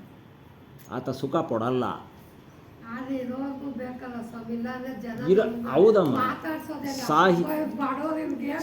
ಅದನ್ನ ನಮ್ಮ ಭ್ರಮೆ. ಅದು ನಾನು ಅಂದ್ಕೊಂಡಿರೋದು ಹಂಗೆ. ಹಂಗಲ್ಲಮ್ಮ, ಅವನು ಆಯಪ್ಪನಿಗೋಸ್ಕರ ನಾನೇ ಹಾಕ್ಬೋದು. ಅವರೆಲ್ಲ ನೋಡ್ತಾ ಇದ್ದಾರೆ, ಅವರೆಲ್ಲ ವಜ್ರ ವೈಡೂರುಗಳು ಹಾಕ್ಕೊಂಡಿದ್ದಾರೆ ಮೈ ಮೇಲೆ. ಆದರೆ ಅವರು ದಿನನಿತ್ಯ ಕಾಯ್ತಾ ಇದ್ದಾರೆ, ಅದನ್ನು ನಾಯಿ ಕಾದಂಗೆ ಕಾಯ್ತಾ ಇದ್ದಾರೆ. ಇಲ್ಲದೆ ಇರೋನು ಆನಂದವಾಗಿ ಓಡಾಡ್ತಾ ಇದ್ದಾನೆ. ಮನೆಯಲ್ಲಿ ಏನಾದ್ರು ಇಟ್ಟು ಬಂದರೆ ತಾನೇ ಮನೆ ಕಡೆ ಜ್ಞಾನ ನಮಗೆ. ನಾಯಿ ಥರ ಕಾಯ್ತಾ ಇರೋದು ಯಾತಕ್ಕೆ ಬೇಕು ನಮಗದು? ಇವಾಗ ಹಸುತ್ತಾ ಇದೆ ನಿಮಗೆ, ರಾತ್ರಿ ಒಂದು ಹೊತ್ತಲ್ಲಿ ಒಡವೆ ತಿನ್ನೋಕ್ಕಾಗತ್ತಾ ತೆಗೆದುಬಿಟ್ಟು? ಅಥವಾ ದುಡ್ಡು ತೊಗೊಂಡು ಹಣ ತೊಗೊಂಡು ತಿನ್ನೋಕ್ಕಾಗತ್ತಾ? ಆಗತ್ತಾ? ಬೇರೆಯವ್ರಿಗೆ ತೋರಿಕೆಗೋಸ್ಕರ ನಾವು ಬದುಕೋದು ಬೇಕಾಗಿಲ್ಲ. ನನ್ನ ಆನಂದಕ್ಕೋಸ್ಕರ ನಾನು ಬದುಕಬೇಕು. ಯಾರೋ ಬಂದು ಹೇಳಿದ್ರಂತೆ, ನಿನ್ನ ಮನೆ ಇಷ್ಟು ಚಿಕ್ಕದಾಗಿದೆ, ನೀನು ಬದುಕ್ತಾ ಇದೆಯಾ, ಬಾಳ್ತಾ ಇದೆಯಾ ಅಂದ್ರಂತೆ. ಹೌದಪ್ಪ, ನೀನು ಅಷ್ಟು ದೊಡ್ಡ ಮನೆಯಲ್ಲಿ ಇರೋದರಲ್ಲಿ ಏನೇನಿದೆಯೋ ವ್ಯವಸ್ಥೆ ಅದೆಲ್ಲ ನನ್ನ ಮನೆಯಲ್ಲಿದೆ. ಚಿಕ್ಕದಾಗಿರ್ಬೋದು, ಅದೆಲ್ಲ ನನ್ನ ಮನೆಯಲ್ಲಿದೆ. ನೆಮ್ಮದಿಯಾಗಿ ಹೋಗ್ತೀನಿ, ಕೆಲಸ ದುಡಿದ್ಬಿಟ್ಟು ಬರ್ತೀನಿ, ಸಂಬಳ ಸಿಗುತ್ತೆ, ಊಟಕ್ಕೆ ಎಲ್ಲ ವ್ಯವಸ್ಥೆ ಮಾಡಿಟ್ಕೊಂಡಿದ್ದೀನಿ. 4-6 ಜನ ಬಂದರೆ ಕೂತ್ಕೊಂಡು ಅವ್ರಿಗೂ ಕೊಡೋಕ್ಕೆ ನನಗೆ ಅನುಕೂಲ ಇದೆ. ಅದನ್ನೇ ಕಬೀರ್ ಸಾಹೇಬ್ರು ಹೇಳೋದು, ಸಾಹಿ ಇತನಾ ದೀಜಿಯೇ ಜಾಮೆ ಕುಟುಂಬ ಸಮಾಯ್ ಮೈ ಬಿ ಭೂಕ ನಾ ರಹು ಸಾಧು ಬಿ ಭೂಕ ನ ಜಾಯ್. ಸಾಹಿ ಇತನಾ ದೀಜಿಯೇ ಜಾಮೆ ಕುಟುಂಬ ಸಮಾಯ್ ಅಂದರೆ ನಮ್ಮ ಕುಟುಂಬ ಪರಿವಾರನ ಫಸ್ಟು ಮೊದಲು ಪ್ರಿಯಾರಿಟಿ. ಆಮೇಲೆ ಯಾರೇ ಬಂದರು, ನೆಂಟರು ಬಂದರು, ಅವ್ರಿಗೂ ವ್ಯವಸ್ಥೆ ಮಾಡಬೇಕು ಅಂತ ಅನುಕೂಲ ಎಷ್ಟು ಬೇಕೋ ಅಷ್ಟನ್ನು ಮಾತ್ರ ನಾನು ಕೊಡ. ಶ್ರೀಮಂತನ ಮನೆಯಲ್ಲಿ ಕುಶನ್ ಇರತಕ್ಕಂಥ ಹಾಸಿಗೆ, ಮೆತ್ತನೆ ಹಾಸಿಗೆ ಇದೆ. ಅವನು ಮಲಗೋ ಟೈಮಿಂಗ್ಸ್ ಎಷ್ಟು ಗಂಟೆ ಮಲಗ್ಬೋದು ಅವ್ನು ಗೊತ್ತಾ ನಿಮಗೆ? ಸುಪ್ಪತ್ತಿಗೆ ಇದೆ, ಮೆತ್ತನೆ ಹಾಸಿಗೆ ಇದೆ. ನಿದ್ದೆ ಬರೋಕೆ ಅವ್ನು ಇದ್ರೆ ತಾನೆ ಅಲ್ಲಿ ಆ ಮನೆಯಲ್ಲಿ. ಅದೆಲ್ಲೋ ಮೀಟಿಂಗ್ ಇದೆ, ಅಮೇರಿಕಾಗೆ ಹೋಗ್ತಾನೆ ಅವನು. ಇಲ್ಲಿ ಹಾಸಿಗೆ ಬಿಟ್ಬಿಟ್ಟು ಅಲ್ಲೆಲ್ಲ ಹೋಗ್ತಾನೆ, ಅಮೇರಿಕಾ ಅಲ್ಲಿ ಮೀಟಿಂಗ್ ಇದೆ. ಅಲ್ಲಿಂದ ಇಲ್ಲಿ ಬರ್ತಾನೆ, ಫೋನ್ ಬರುತ್ತೆ. ಏನು ಫೋನು? ನೋಡಪ್ಪ ಇಂಥ ಕಡೆ ಅಗ್ನಿ ಅವಘಡ ಆಗಿದೆ ಅಥವಾ ಮತ್ತೊಂದು ಬರುತ್ತೆ. ಅವನು ನಿದ್ದೆ ಅಲ್ಲಿ ಹೊರಟೋಯ್ತು. ಸುಖಕರವಾಗಿ ನಿದ್ದೆ ಇಲ್ಲ. ಚಾಪೆ ಹಾಸ್ಕೊಂಡು ಬಡವರು ಅಂತ ಹೇಳ್ತೀವಿ, ಚಾಪೆ ಹಾಸ್ಕೊಂಡು ನೆಮ್ಮದಿಯಾಗಿ ಆರಾಮಾಗಿ ಮಲಗಿರ್ತಾರೆ, ಒಳ್ಳೆ ನಿದ್ದೆ ಮಾಡ್ಕೊಂಡಿರ್ತಾರೆ. ಅದರಿಂದ ನಮಗೆ ಬೇಕಾಗಿರೋದೇನೋ ಸಂತೋಷ. ಅದು ಆ ಸಂತೋಷಕ್ಕೆ ಏನು ಬೇಕೋ, ದುಡ್ಡು ಕಾಸು ಒಡವೆ ಬಟ್ಟೆ ಅದೆಲ್ಲ ಬೇಕಾಗಿರೋದು. ನೆಮ್ಮದಿಯಾಗಿ ಒಳ್ಳೆ ಊಟ ತಿಂತಾಯಿದ್ದೀನಿ. ಅವ್ರು ಹೋಟ್ಲಲ್ಲಿ ತಿನ್ಕೊಂಬರ್ತಾರೆ. ಇವತ್ತು ಶಿವರಾಜ್ ಕುಮಾರ್ ಎಷ್ಟು ಕೋಟಿ ಸಂಪಾದನೆ ಮಾಡಿರೋದು, ಕ್ಯಾನ್ಸರ್ಗೆ ಅಮೇರಿಕಕ್ಕೆ ಹೋದರು, ಅಲ್ಲಿ ಸರ್ಜರಿ ಮಾಡಿಸ್ಕೊಡ್ರು. ಮಾತು ಕೇಳೋದು ಎಷ್ಟೇ ಇದ್ದರೂ ಏನು ಪ್ರಯೋಜನ? ಕಾಯಿಲೆ ಅನ್ನೋದು ಬಂತು, ಯಾವ ರೀತಿ ಬಂತು ಅವ್ರಿಗೆ ಗೊತ್ತು. ಅಪಾಯ ಅಂತಕ್ಕಂಥದ್ದು ತಟ್ಟಿಗೆ ಬುತ್ತಿ ಎಲ್ಲರಿಗೂ ಇದೆ. ಅದರಿಂದ ಮನೇಲಿ ಮಾಡಿರ್ತಕ್ಕಂಥ ಆಹಾರ, ಶುದ್ಧ ಆಹಾರ, ಶುದ್ಧ ನೀರು, ಶುದ್ಧ ಗಾಳಿ, ಶುದ್ಧ ಜನ ಸಹವಾಸ, ಇದು ಭಾಳ ಮುಖ್ಯ. ಯಾತಕ್ಕೋಸ್ಕರ ಹೆದರಿಕೆ ನಮಗೆ ಬರೋದಮ್ಮ? ಅವ್ರು ಹಂಗಿದ್ದಾರೆ, ಇವ್ರು ಹಿಂಗಿದ್ದಾರೆ ಅಂತ ಯಾಕೆ ಭಯ ಬರುತ್ತೆ? ಅಂಥವ್ರು ಸಹವಾಸ ಮಾಡಿದ್ದೀವಿ ನಾವು. ಒಂದು ಕಡೆ ಹೇಳ್ತಾರೆ, ಸಜ್ಜನರ ಸಹವಾಸ ಸಜ್ಜನ ಸಂಘ ಹೆಜ್ಜೇನು ಸವಿದಂತೆ ಅಂತ ಹೇಳೋದು. ಯಾರು? ಸಜ್ಜನರ ಸಹವಾಸ ಹೆಜ್ಜೇನು ಸವಿದಂತೆ ಸರ್ವಜ್ಞ ಅಂತ ಹೇಳೋದು. ಸರ್ವಜ್ಞನ ಪದದಲ್ಲಿ ಬಂದೇ ಬರುತ್ತೆ. ಅಷ್ಟು ಚೆನ್ನಾಗಿ ಹೇಳಿದ್ದಾರೆ. ಅದರಿಂದ ಸಜ್ಜನರ ಸಹವಾಸ ಮಾಡಿ, ಅಂತಿಂಥವ್ರು ಸಹವಾಸ ಮಾಡಿದ್ರೆ ಹೀಗೆ ನಾವು ಸಿಕ್ಕಾಕ್ಕೊಳ್ಳೋದು, ಇನ್ನೂ ಕಷ್ಟಕರವಾಗಿ ಸಿಕ್ಕಾಕೊಳ್ತೀವಿ. ಮೊನ್ನೆ ಯಾವುದೋ ನೋಡಿ, ಯಾವುದೋ ಗೌಡ ಆ ಅಮ್ಮ ಇಳಿದು ಸ್ಟೇಷನಲ್ಲಿ ಹಾಕಿ, ಐಶ್ವರ್ಯ ಗೌಡ, DK ಶಿವಕುಮಾರ್ ಥರ ಮಿಮಿಕ್ರಿ ಆರ್ಟಿಸ್ಟ್ ಆಯಪ್ಪ ಮಾಡೋದು, ಲೂಟಿ ಹೊಡೋದು. ದುಡ್ಡು ಬಂತ ಅವ್ರಿಗೆ, ಸಹಾಯಕ್ಕೆ ಬಂತ ಅವ್ರಿಗೆ, ಸಂತೋಷ ಪಟ್ರ? ಎಷ್ಟೇ ನೀವು ಸಂಪಾದನೆ ಮಾಡಿಕೊಂಡ್ರು ಭಯ ಅನ್ನೋದು ಇದ್ದೇ ಇರುತ್ತೆ ಮೂಲೆಯಲ್ಲಿ. ಅದರಿಂದ ಸಂತೋಷವಾಗಿರೋಕ್ಕೆ ಸಾಧ್ಯವಿಲ್ಲ. ಅದೇ ನೋಡಿ, ಸಂಪಾದನೆ ಮಾಡ್ಕೊಂಬಂದು ದುಡ್ದಿರೋ ದುಡ್ಡನ್ನು ನಾವು ತಿಂತಾಯಿದ್ರೆ ಆರಾಮಾಗಿ ಅನುಕೂಲಕರವಾಗಿದೆ. ಬೇಕಾಗಿದ್ದು ತೊಗೊಳ್ತೀವಿ, ಬೇಡದೇ ಇದ್ದಿದ್ದು ಬಿಡ್ತೀವಿ. ಫ್ರಿಡ್ಜ್ ಇಲ್ಲ ಅಂತಂದರೆ ನಾವೇನು ಫ್ರಿಡ್ಜೇ ನಮಗೆ ಎಲ್ಲ ಅಂತ ಹೇಳಲ್ಲ. ಕಾರೇ ಬೇಕು ಅಂತ ಮನಸ್ಸಲ್ಲಿರಲ್ಲ. ಇದೆಲ್ಲ ಯಾತಕ್ಕೆ? ತೋರಿಕೆಗಾಗಿ ಮಾಡಬಾರ್ದು. ನಮ್ಮ ಅನುಕೂಲಕ್ಕೋಸ್ಕರ ಮಾಡ್ಕೊಳ್ತಕ್ಕಂಥ ವ್ಯವಸ್ಥೆಗಳಿದಷ್ಟೇ. ನಾನು ಇಲ್ಲಿಂದ ಈ ಊರಿಂದ ಆ ಊರಿಗೆ ಹೋಗಬೇಕು, ಆ ಊರಿಂದ ಈ ಊರಿಗೆ ತಿರುಗಾಡ್ತಾ ಇರೋವನಿಗೆ ಕಾರ್ ಬೇಕು. ನನಗೆ ಯಾಕೆ ಬೇಕು? ಇಲ್ಲೇ ಇರ್ತೀನಿ, ಇಲ್ಲೇ ದುಡಿತೀನಿ, ಇಲ್ಲೇ ಸಂಪಾದನೆ ಮಾಡ್ತೀನಿ. ಕಾರ್ ಬೇಕಿದ್ದರೆ ಬಾಡಿಗೆಗೆ ತೊಗೊಳ್ಳಿ, ಹೋಗಿ, ಎಷ್ಟು ದೂರ ಬೇಕಾದರೂ ಹೋಗಿ, ಯಾರು ಬೇಡ ಅಂತ.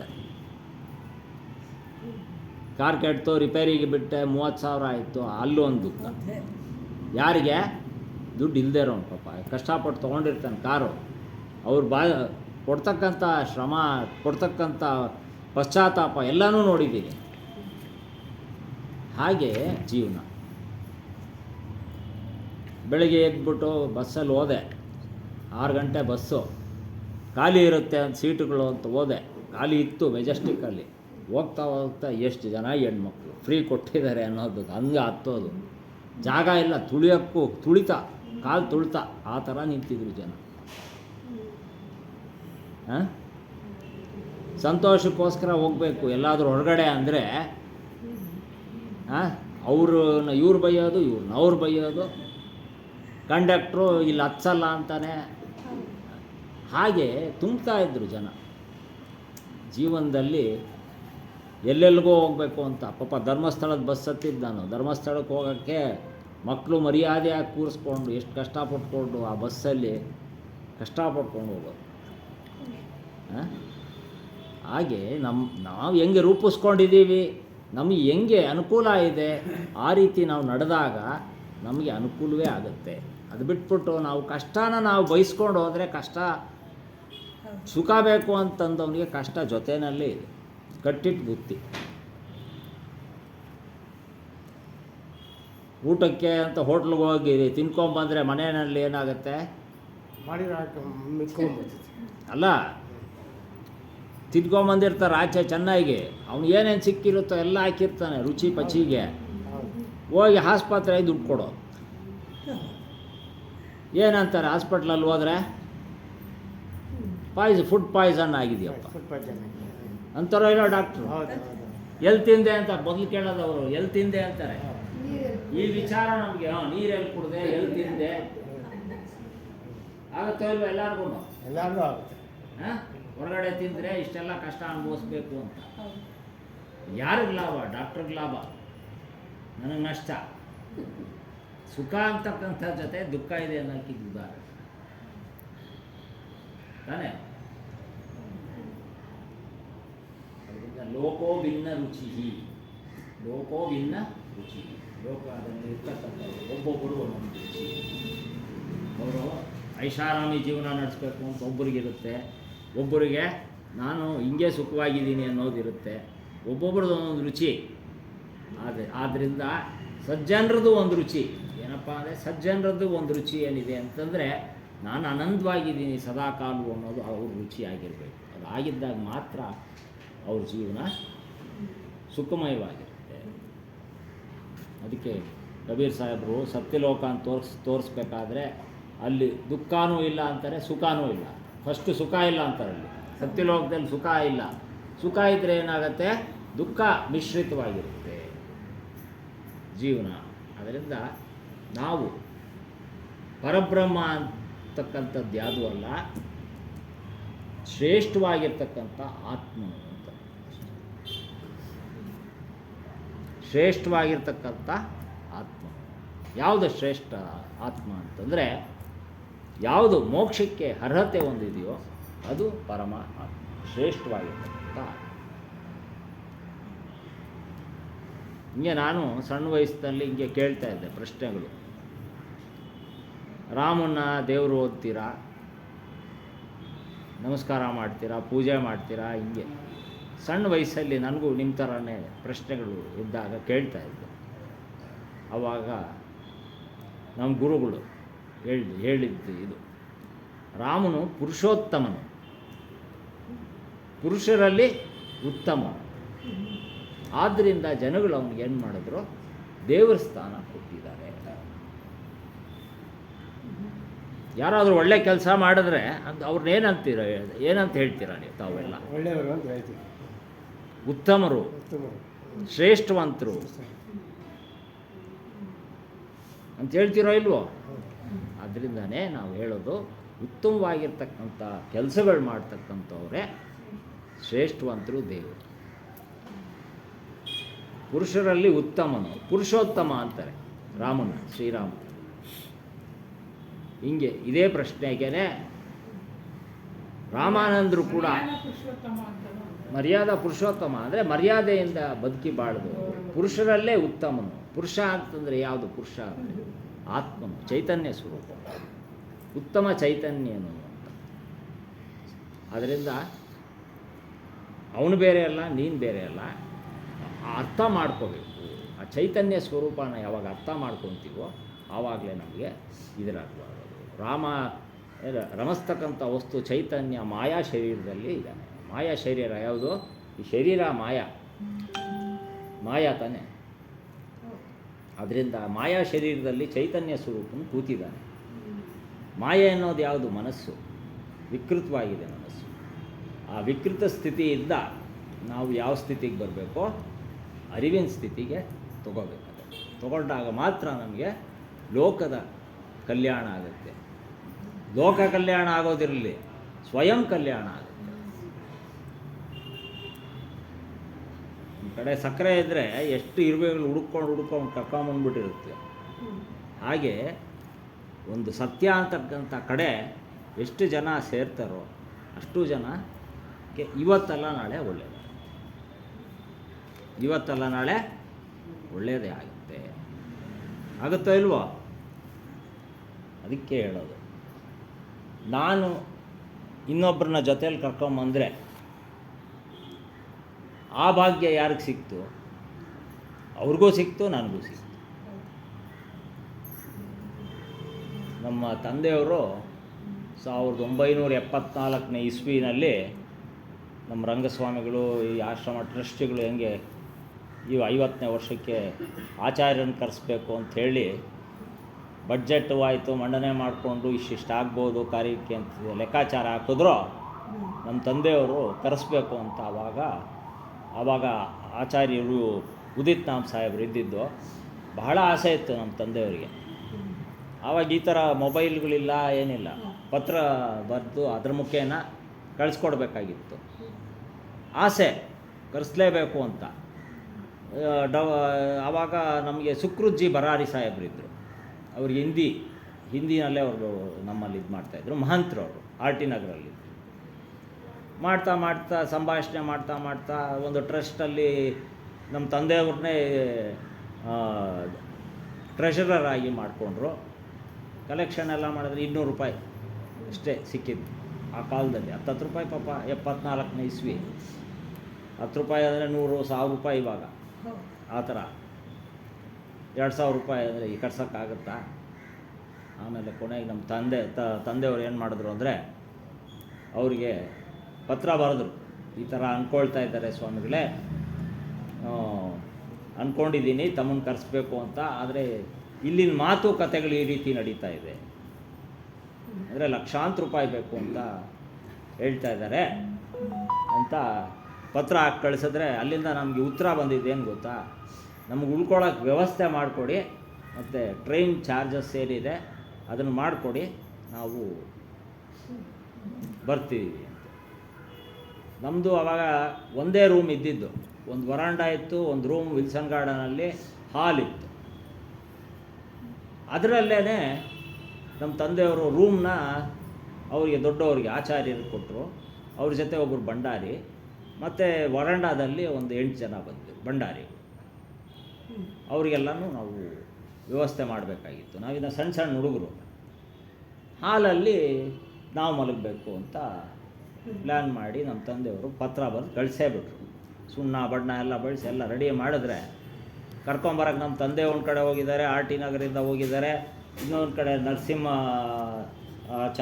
ನರಸಿಂಹಪ್ಪ ಅಂತ ಒಬ್ಬರು ಇದ್ದರು, ಅವರು ನರಸಿಂಹಮೂರ್ತಿಗಳು, ಅವರು ಮಗ ಹೋಗಿದ್ದಾರೆ. 3 ಕಡೆ ಹೋಗಿದ್ದೀವಿ. ಕರ್ಕೊಂಡು ಅವ್ರವ್ರ ಪ್ರದೇಶಕ್ಕೆ ಹೋಗೋಣ ಅಂತಲೂ ಏನು ಗೊತ್ತಿಲ್ಲ, ಹೋಗಿದ್ದೀವಿ. 3 ಕಡೆನೂ ಸಿಕ್ಕಲಿಲ್ಲ. ಡೈರೆಕ್ಟಾಗಿ ಮನೆಗೆ ಬಂದು ಹಿಡಿತಾರೆ. 1 ತಿಂಗಳ ಕಾಲ ಬೆಂಗಳೂರಲ್ಲಿದ್ದು ಎಲ್ಲ ಆಶ್ರಮಗಳಿಗೂ ಹೋಗಿದ್ದರು. ಡಬಲ್ ರೋಡ್ ಆಶ್ರಮಕ್ಕೂ ಬಂದಿದ್ದರು, ಎಲ್ಲ ಆಶ್ರಮಗಳಿಗೂ ಹೋಗಿದ್ದರು. ಆ 1 ತಿಂಗಳು ನಮಗೆ ಭಾಳ ಆನಂದ ಆಯಿತು ಅವ್ರ ಜೊತೆ ಇದ್ದು. ಪಕ್ಕದಲ್ಲಿ 4 ಸೈಟ್ ಖಾಲಿ ಇತ್ತು, ಪೆಂಡಾಲ್ ಹಾಕ್ಸಿ ಪೂಜೆ ಮಾಡಿದ್ದು ತಂದೆಯವರು. ಹಾಗೆ ಮನಸ್ಸು ಮನಸ್ಸಿದ್ದರೆ ಎಲ್ಲ ಸಾಧ್ಯ. ನಾನು ಬಡವ ಅಂತಲ್ಲ, ಮನಸ್ಸು ಅಂತಕ್ಕಂಥದ್ದು ಮಾಡಿದ್ರೆ ಏನು ಬೇಕಾದರೂ ಮಾಡೋಕ್ಕೆ ಸಾಧ್ಯತೆ ಇದೆ. ಅದನ್ನು ಮಾಡೋಕ್ಕೆ ಮನಸ್ಸು ಮಾಡಬೇಕು ಅಷ್ಟೇ. ಪ್ರಾರ್ಥನೆ ಮಾಡಬೇಕು ಅಂತಂದರೆ ಪ್ರಾರ್ಥನೆ ಮಾಡಿ. ಒಳ್ಳೆಯದು ತಿನ್ನಬೇಕು ಅಂತ ಆಸೆ ಇದ್ದರೆ ತಿನ್ಬಿಡಿ, ಯಾರೂ ಅದು ತಪ್ಪು ಅಂತ ಹೇಳಲ್ಲ. ನನ್ನಲ್ಲಿ ಇದ್ದಿದ್ದನ್ನಲ್ಲಿ ನಾನು ಮಾಡ್ತಕ್ಕಂಥದ್ದು ಸಂತೋಷ, ಯಾರೂ ಅಡ್ಡ ಹಾಕಲ್ಲ. ಆದ್ದರಿಂದ 1 ತಿಂಗಳಿದ್ದವರು ಕೊನೆಗೆ ಏನು ಹೇಳಿದ್ರು ಅಂದರೆ, ಅವ್ರ ಶಿಷ್ಯಂದ್ರಿಗೆಲ್ಲ ಕರೆಸ್ಬಿಟ್ಟು, ಇವರು ಸಂಸಾರಿಗಳು, ನಾವು ಬ್ರಹ್ಮಚಾರಿಗಳು. ಸಂಸಾರಿಗಳು ಚಾಪೆ ಮೇಲೆ ಮಲ್ಕೊಂಡು ನಮಗೆ ಮೆತ್ತನೆ ಹಾಸಿಗೆ ಎಲ್ಲ ಹೊಲಿಸಿ ಕೊಟ್ಟಿದ್ದಾರೆ ಹೊಸದಾಗಿ, ಇದನ್ನು ನೋಡಿ ಕಲೀರಿ ಅಂತ ಶಿಷ್ಯಂದ್ರಿಗೆ ಹೇಳ್ತಾ ಇದ್ದೆ. ಆವಾಗ ನಾನು ಇನ್ನೂ ಸಣ್ಣ ಹುಡುಗ, ಅವ್ರು ಹೇಳಿದ ಮಾತುಗಳು. ಅದರಿಂದ ನಾವು ಯಾವ ರೀತಿ ಸಮರ್ಪಣಾ ಮನೋಭಾವದಲ್ಲಿ ಇರ್ತೀವೋ ಅಷ್ಟು ನಮಗೆ ಅವರ ಕೃಪೆಗೆ ಪಾತ್ರರಾಗ್ತೀವಿ. ಅದರಿಂದ ಎಲ್ಲರೂ ಈ ಒಂದು ಕಾರ್ಯಕ್ರಮಕ್ಕೆ ಬರ್ತಕ್ಕಂಥ 50 ವರ್ಷದ ಕಾರ್ಯಕ್ರಮಕ್ಕೆ ತಮ್ಮ ತನು ಮನ ಧನ ಸಂಕೋಚವಿಲ್ಲದೆ ಸದ್ಗುರುಗೆ ಸಮರ್ಪಣೆ ಮಾಡೋ ರೀತಿಯಲ್ಲಿ ತಾವೆಲ್ಲ ಭಾಗವಹಿಸಬೇಕು. ಇಷ್ಟೆಲ್ಲ ಖರ್ಚು ವೆಚ್ಚ ಅಂತಲ್ಲ, ಅದು ಹೆಂಗೋ ನಡೆದೋಗುತ್ತೆ, ಕಾರ್ಯಕ್ರಮ ನಡೆದೋಗುತ್ತೆ. ಅವನು ಬರಮಾಡಿಕೊಂಡು ಅವರಲ್ಲಿರ್ತಕ್ಕಂಥ ಜ್ಞಾನನ ಹೊಂದ್ಕೊಳ್ಳೋದು ನಮಗೆ ಪ್ರಾಮುಖ್ಯತೆ ಅಲ್ಲೇ ಇರೋದು. ಅವರ ಒಂದು ಆ ಪೂಜೆ ನಡೆಯುತ್ತೆ ನೋಡಿ, ಚೌಕ ಮಾಡ್ತಾರಲ್ಲ, ಆ ಕೂತ್ಕೊತಾರಲ್ಲ ಆ ಪೀಠದಲ್ಲಿ, ಆ ಕಬೀರ್ ಸಾಹೇಬ್ರು ಹೇಳಿರೋದು ಅದೇನೆ, ನಾನು ಈ ರೂಪದಲ್ಲಿ ಕೂತ್ಕೋತಾ ಇದ್ದೀನಿ ತಮ್ಮ ಮುಂದೆ. ಅಂದರೆ ಧರ್ಮದಾಸರಿಗೆ ಹೇಳೋದು, ನೀವು ಪರಂಪರಾಗತವಾಗಿ ನಡ್ಸ್ಕೊಂಡು ಹೋಗ್ತೀರಾ, ಕಬೀರ್ ಸಾಹೇಬ್ರೆ ಕೂತ್ಕೊಳ್ಳೋಕ್ಕಾಗಲ್ಲ. ಅದರಿಂದ ಆ ಗುರು ಪರಂಪರೆಯಲ್ಲಿ, ಆಚಾರ್ಯ ಪರಂಪರೆಯಲ್ಲಿ ಯಾರು ಬರ್ತಾ ಇದ್ದಾರೋ ಅವರು ನಿಮ್ಮನ್ನು ನನ್ನ ರೂಪದಲ್ಲಿ ಕಾಣಲಿ ಅಂತ ಹೇಳಿ ಆ ರೂಪದಲ್ಲಿ ಅವ್ರು ಕೂತ್ಕೊಳ್ಳೋದು. ಅದಕ್ಕೆ ಆ ಪೂಜೆ ಆರತಿ ಅನ್ನೋದು ಪ್ರಾಮುಖ್ಯತೆ. ನರಿಯರ್ ಅಂತ ಮಾಡಿಸ್ಕೊಳ್ತೀವಿ, ತೆಂಗಿನಕಾಯಿದು ಕೊಟ್ಟು ಅದು ಭಾಳ ಮುಖ್ಯ ಆಗ್ತದೆ. ಆ ಪೂಜೆ ಭಾಳ ಶ್ರೇಷ್ಠವಾಗಿರ್ತಕ್ಕಂಥದ್ದು ಪೂಜೆ ಅದು. ಪ್ರತಿ ವರ್ಷ ಕಾಶಿನಲ್ಲಿ ಜುಲೈ ತಿಂಗಳ ಹತ್ತಿರದಲ್ಲಿ ಅಲ್ಲಿ ಕಬೀರ್ ಸಾಹೇಬರ ಜಯಂತಿಗೆ ಈ ರೀತಿಯಾದ ಒಂದು ಕಾರ್ಯಕ್ರಮ ನಡೆಯುತ್ತೆ. 1995ನೇ ಇಸ್ವಿಯಲ್ಲಿ ನಮ್ಮ ತಂದೆ ತೀರ್ಕೊಳ್ತಾರೆ ಮಾರ್ಚಲ್ಲಿ. ಜುಲೈ ತಿಂಗಳಲ್ಲಿ ನಾನು ಹೋಗಿ ಅಲ್ಲಿ ಮಹಂತಿ ಪಾಂಚ ತಗೊಳ್ಳೋಕ್ಕೆ ನನಗೆ ಅನುಕೂಲ ಮಾಡಿಕೊಟ್ರು ನಮ್ಮ ತಾಯಿಯವರು, ಶ್ರೀಮತಿ ಪದ್ಮಾವತಮ್ಮ ಮಾತಾಜಿ. ಅಲ್ಲಿಂದ ಪ್ರಾರಂಭ ಆಯಿತು ನನಗೆ. ಸಣ್ಣ ವಯಸ್ಸಿಂದನೂ, ಹುಟ್ಟಿದಾಗಿಂದನೂ ನನಗೆ ಅವರ ಶ್ರೀರಕ್ಷೆ ಇತ್ತು ತಂದೆಯವ್ರದ್ದು. ತಾತನ ನಾನು ನೋಡಿಲ್ಲ, ಅರ್ಸಪ್ಪನವ್ರು ನಾನು ನೋಡಿಲ್ಲ. ಅಲ್ಲಿಂದ ನಡ್ಕೊಂಡು ಬಂದಿದ್ದು ಇದರವರೆಗೂ ನನಗೆ ಆ ವಾಕ್ಯಗಳು ಅವ್ರ ಹತ್ರ ಕೇಳಿದ್ದು ಮಾಡಿದ್ದು, ಇವಾಗವರೆಗೂ ನಾನು ಬುಕ್ಕು ಓದೋಕ್ಕೆ ನನಗೆ ಅಷ್ಟು ಇದಿಲ್ಲ.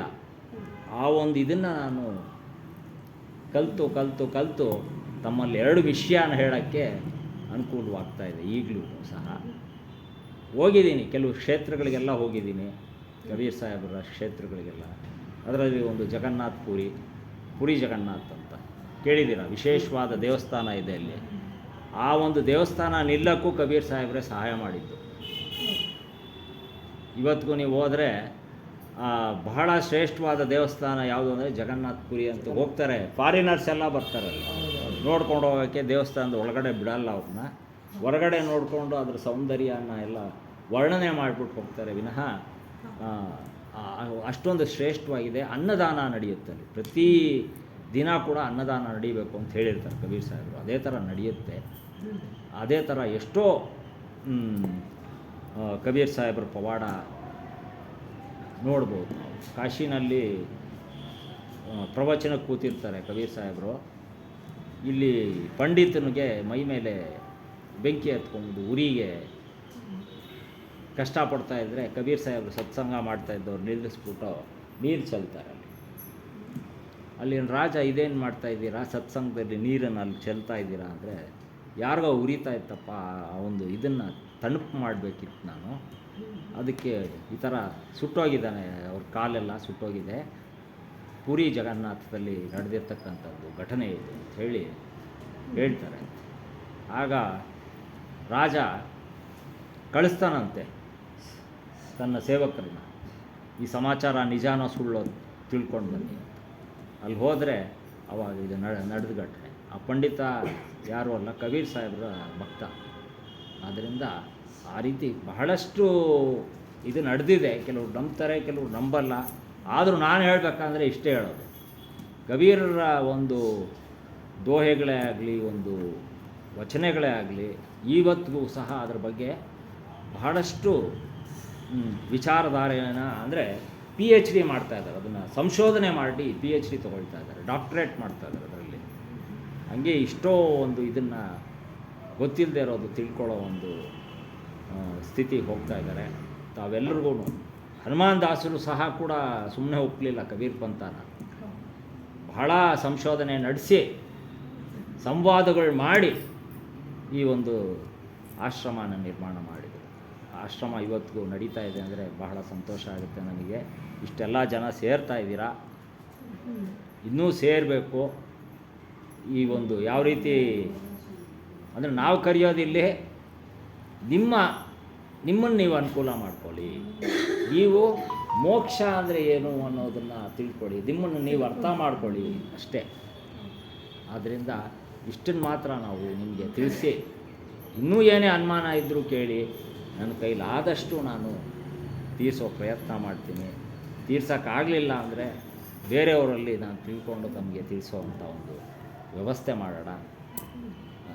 ತಾವೆಲ್ಲ ತಮ್ಮ ಸಮಯನ ಬಿಡುವು ಮಾಡಿಕೊಂಡು ಇಲ್ಲಿ ಬಂದು ಸೇರಿ ಈ ದಿನ ಶುದ್ಧವಾಗಿರ್ತಕ್ಕಂಥ ವಿಚಾರಧಾರೆನ ಶ್ರೀಯುತರಾದ ರಾಮಸ್ವಾಮಿಗಳು, ನಮ್ಮ ಮಹಂತ ರಂಗಸ್ವಾಮಿಗಳಿಂದ ಬಹಳಷ್ಟು ವಿಷಯಗಳನ್ನು ಕೇಳಿದ್ದೀರಾ, ನನಗೂ ಅನುಕೂಲ ಮಾಡಿಕೊಟ್ರಿ. ಅದರಿಂದ ಸಂಶಯ ಶೋಕ ಸಕಲ ವಿಚಾರ 5-25 ಪ್ರಕಟ ಹಮಾರ. ಎಷ್ಟು? 5-25. 2500 ಅಂದರೆ 2,500. 5 ಅಂದರೆ 5.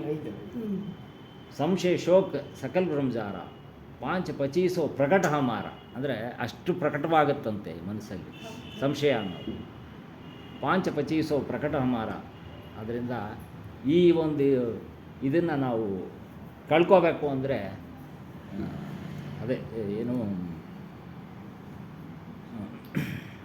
ಸಂಶಯ ಶೋಕ ಸಕಲ ವಿಚಾರ 5-25 ಪ್ರಕಟ ಹಮಾರ ದಿಲ್ಕ ದರ್ಪಣ ದುಗ್ಧ ಕೋಯಿ ಸೋವೈರಾಗಿ ಪಕ್ಕಾ ಹೋಗಿ.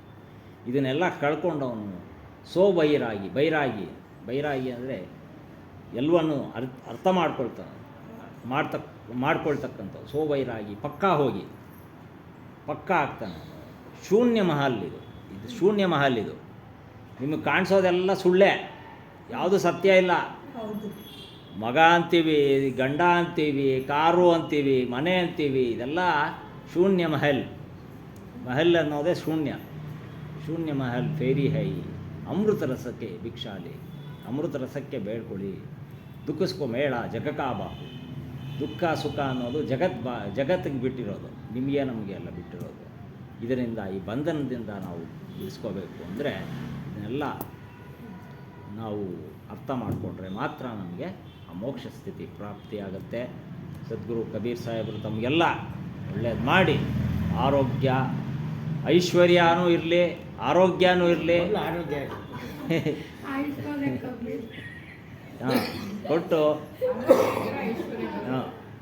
ಎಲ್ಲವನ್ನೂ ಕೊಟ್ಟು ಕಾಪಾಡಿ ಅಷ್ಟೇ. ಅಷ್ಟಿದ್ರೇ ಸರಿ ನಮಗೆ. ಅದಕ್ಕಿಂತ ಮಿಕ್ಕಿದ್ದು ಜಾಸ್ತಿ ಆದರೆ ಎಲ್ಲ ದುಃಖನೇ. ಯಾವ ರೀತಿ ನಮಗೆ ಆಹಾರ ಇಷ್ಟೇ ಸೇವನೆ ಮಾಡಬೇಕಾಗುತ್ತೋ ಅಷ್ಟೇ ಮಾಡೋಕ್ಕಾಗುತ್ತೆ, ಅದಕ್ಕಿಂತ ಹೆಚ್ಚಾಗಿ ಯಾರೂ ಮಾಡೋಕ್ಕಾಗಲ್ಲ. ಹಾಗೆ ಜೀವನ ನಡೆಸಿದ್ರೇ ಅದು ಸಂತೋಷ. ಬೋಲಿಯೇ ಶ್ರೀ ಸದ್ಗುರು ಕಬೀರ್ ಸಾಹೇಬ್ ಕಿ ಜೈ. ಕೊನೆಗೆ ಪ್ರಶ್ನೆಗಳು ಬಂದವು. ಪರಮಾತ್ಮ ಆತ್ಮ ಬೇರೆ ಬೇರೆ ಅನ್ನೋದಕ್ಕೆ, ಮತ್ತು ಅವ್ರು ಕೇಳಿದ್ರು ಹೇಮಾದ್ರಿ ಅವ್ರ ಮನೆಯವರು ಈ ಒಂದು ಪಿಂಡ ಪ್ರದಾನ ಮಾಡೋದು ಎಲ್ಲ ವಿಚಾರಗಳು ಏನೇ ಸಂಶಯಗಳು ಹೇಳಿದ್ರಲ್ಲ, ಆ ಸಂಶಯಗಳೆಲ್ಲ ನಿವಾರಣೆ ಆಗಬೇಕಾದ್ರೆ ಗುರು ಸನ್ನಿಧಾನದಲ್ಲಿ ಮಾತ್ರ, ಬೇರೆ ಎಲ್ಲೂ ಅದು ನಿವಾರಣೆ ಆಗೋದಿಲ್ಲ. ಅದಕ್ಕೆ ಇಲ್ಲಿ ಹೇಳ್ತಾರೆ, ಬಿನಾ ಗುರುಕ್ಕೆ ಮುಕ್ತ ನಹಿ ಹೋ ಸಕ್ತೆ. ಮುಕ್ತಿ ಬಿಡುಗಡೆ, ಗುರುವಿನಿಲ್ಲದೆ ಬಿಡುಗಡೆ ಸಾಧ್ಯನೇ ಇಲ್ಲ. ಒಂದು ಸಂಶಯನೂ ನಮಗೆ ನಿವೃತ್ತಿ ಆಗಬೇಕಾದ್ರೆ, ಬಿಡುಗಡೆ ಆಗಬೇಕಾದ್ರೆ ಗುರು ಬೇಕು. ಬಿನಾ ಗುರುಕ್ಕೆ ಸತ್ಯ और ಅಸತ್ಯ ಕೋ ನಹಿ ಜಾನ್ ಜಾ ಸಕ್ತಾ. ಗುರು ಇಲ್ಲದೆ ನಮಗೆ ಸತ್ಯ ಯಾವುದು ಅಸತ್ಯ ಯಾವುದು ಅನ್ನೋದು ಗೊತ್ತಾಗೋದಿಲ್ಲ. ಯಾವ ರೀತಿ ಪಾಠಶಾಲೆಯಲ್ಲಿ ಸ್ಕೂಲ್ನಲ್ಲಿ ಪಾಠ ಅರ್ಥ ಆಗಬೇಕಾದ್ರೆ ನಮಗೆ ಗುರು ಹೇಳಬೇಕು, ಬಂದು ಮುಂದೆ ನಿಂತು ಶಿಕ್ಷಣ ಕೊಡ್ತಾ ಇರ್ತಾರೆ. ಅದೇ ರೀತಿಯಾಗಿ ಅದು ಯಾವ ರೀತಿ ಗುರು ಬೇಕೋ ಇದೇ ರೀತಿ ಸತ್ಯಾಸತ್ಯಗಳ ವಿಚಾರ ನಮಗೆ ಗೊತ್ತಾಗಬೇಕಾದ್ರೆ ಗುರು ಬೇಕು. ಮತ್ತು ಯಾವುದು ಒಳ್ಳೆಯದು ಯಾವುದು ಕೆಟ್ಟದ್ದು, ಉಚಿತ ಅನುಚಿತ ಪ್ರಶ್ನೆ ಕೇಳೋದು, ಪಿಂಡ ಪ್ರದಾನ ಮಾಡೋದು ಅದು ಉಚಿತನ ಅನುಚಿತನ ಅನ್ನೋದು ಗುರುವಿನ ಹತ್ರ ಮಾತ್ರ ಸಾಧ್ಯ, ತಿಳಿದಿರೋರ ಹತ್ರ ಮಾತ್ರ ಸಾಧ್ಯ ಅದನ್ನು ಬಿಡುಗಡೆ ಮಾಡ್ಕೊಳ್ಳೋಕ್ಕೆ.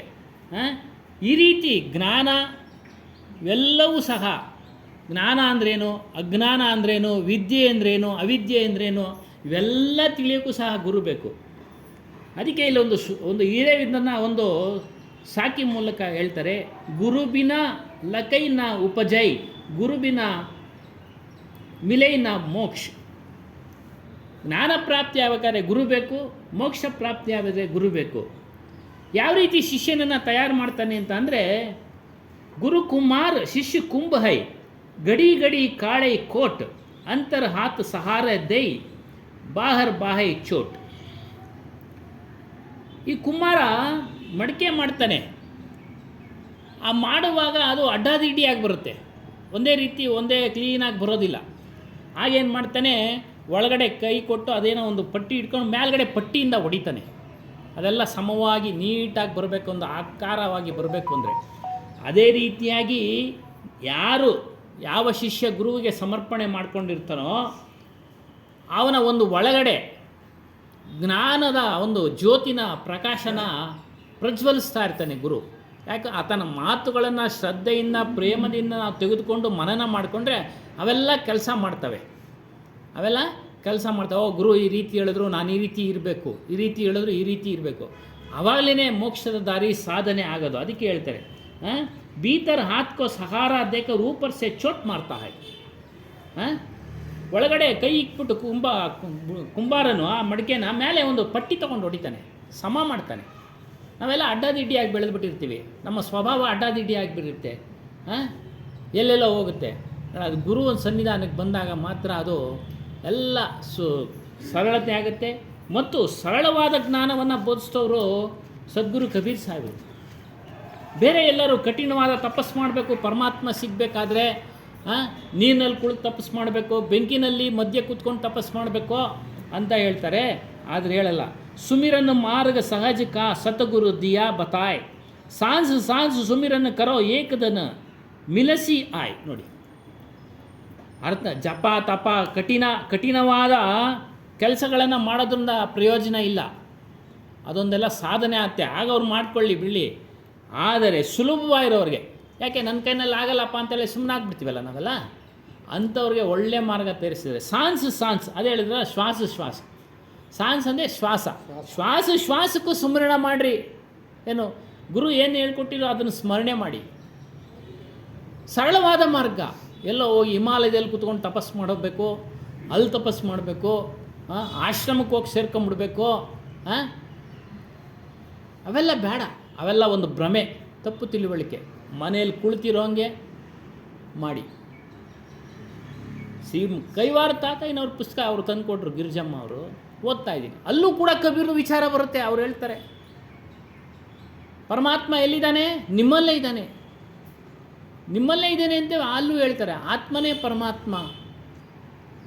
ಮತ್ತು ಇವರೆಲ್ಲ ವ್ಯಕ್ತಿಗತವಾಗಿ ಹಾಗೆಲ್ಲ ಹುಟ್ಟಿ ಎಲ್ಲ ಅವರು ಕಷ್ಟ ಸುಖ ಅನುಭವಿಸ್ಬಿಟ್ಟು ಹೋಗ್ಬಿಟ್ಟವರು. ಅದಕ್ಕೆ ಹೇಳ್ತಾರೆ ವಿಚಾರ. ಒಬ್ಬ ನಿಜಗುಣಾನಂದ ಅವರು ಶೈವರು, ಅವರು ಹೇಳ್ತಾರೆ 3 ಜನ ಈಶ್ವರಗಳು. ಒಬ್ಬ ವ್ಯಕ್ತಿ ಒಂದು ಈಶ್ವರನ ಕಲ್ಪನೆ ಮಾಡಿಕೊಂಡು ಇಟ್ಟ. ಏನೋ ಚಂದ್ರನ ತಲೆ ಮೇಲೆ ಪಂಚಭೂತಗಳನ್ನು ಸೇರಿಸ್ತಾ. ಭೂಮಿ ಯಾವುದೋ ಪಂಚಭೂತಗಳಲ್ಲಿ ಒಂದು. ಭೂಮಿ ಏನೋ ಹೆಣ್ಣು, ಅವಳು ಪಾರ್ವತಿ ರೂಪದಲ್ಲಿ ಅವಳು ತೊಡೆ ಮೇಲೆ ಕುಂಡ್ರಿಸ್ತಾ. ಚಂದ್ರ ಅದೊಂದು ತಲೆ ಮೇಲೆ ಕುಂಡ್ರಿಸ್ತಾ.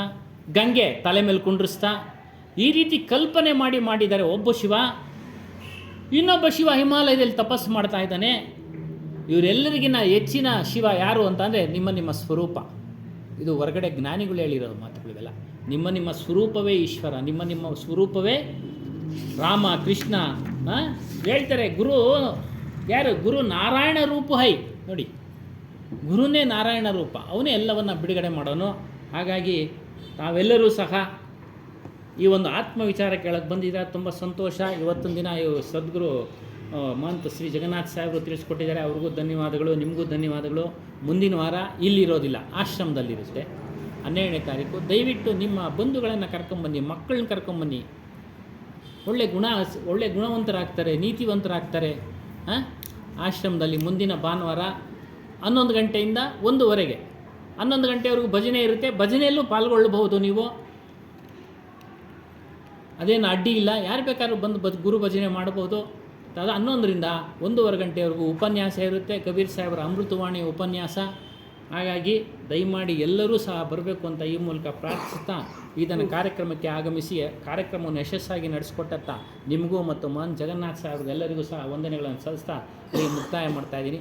ಬೋಲಿಯೇ ಶ್ರೀ ಸತ್ಯನಾಮಾದಿ ಕಬೀರ್ ಸಾಹೇಬ್ ಕಿ, ಸದ್ಗುರು ಶ್ರೀ ಹನುಮಾನ್ ಸಾಹೇಬ್ ಕಿ, ಗುರು ಮಾತಾಜಿ ಕಿ, ಸರ್ವಸಂತ महंत की जय जय सत्य कबीर सतना कुत्ಕೊಳ್ಳಿ सत सुकृत सतरत कामी साहेब सतरत कामी विगत कलेश सतधामी विगत कलेश सतधामी त्रिभुवनपति स्वामी साहेब जय जय सत्य कबीर जयतु कबीरं नाशक भवपीरं साहेब नाशक भवपीरं दारो मनुज शरीरं दारो मनुज शरीरं शिशुवर सरतीरं साहेब जय जय सत्य कबीर कमलपत्र पर शोभित शोभाजित कैसे साहेब शोभाजित कैसे नीला जल पर राजित नीला जल पर राजित मुक्तामणि जैसे साहेब जय जय सत्य कबीर परम मनोहर रूपम प्रमुदित सुख राशि साहेब प्रमुदित सुख राशि अति अभिनव अविनाशी अति अभिनव अविनाशी काशीपुरवासी साहेब जय जय सत्य कबीर हम सउबारण कारण प्रगटे तनधारी साहेब प्रगटे तनधारी पारक रूप विहारी पारक रूप विहारी अविचल अधिकारी साहेब जय जय सत्य कबीर साहेब कबीर की आरती अगणित गहारी साहेब अगणित गहारी धर्मदास बलिहारी धर्मदास बलिहारी मुद मंगलकारी साहेब जय जय सत्य कबीर साहेब कबीर की आरती जो कोई नर गावे साहेब प्रेम सहित गावे मोक्ष पदारथ पावे भक्ति पदारथ पावे भव में नहीं हावे साहेब जय जय सत्य कबीर ज्ञानमूलं गुरुर्मूर्ति पूजामूलं गुरुर्परं मन्त्रमूलं गुरुर्वाक्यं मोक्षमूलं गुरुकृपा गुरुर्माता च गुरुपिता गुरुदेव निसंशयं मनसा वाचा कर्मणा तस्मै श्री गुरुवे नमः।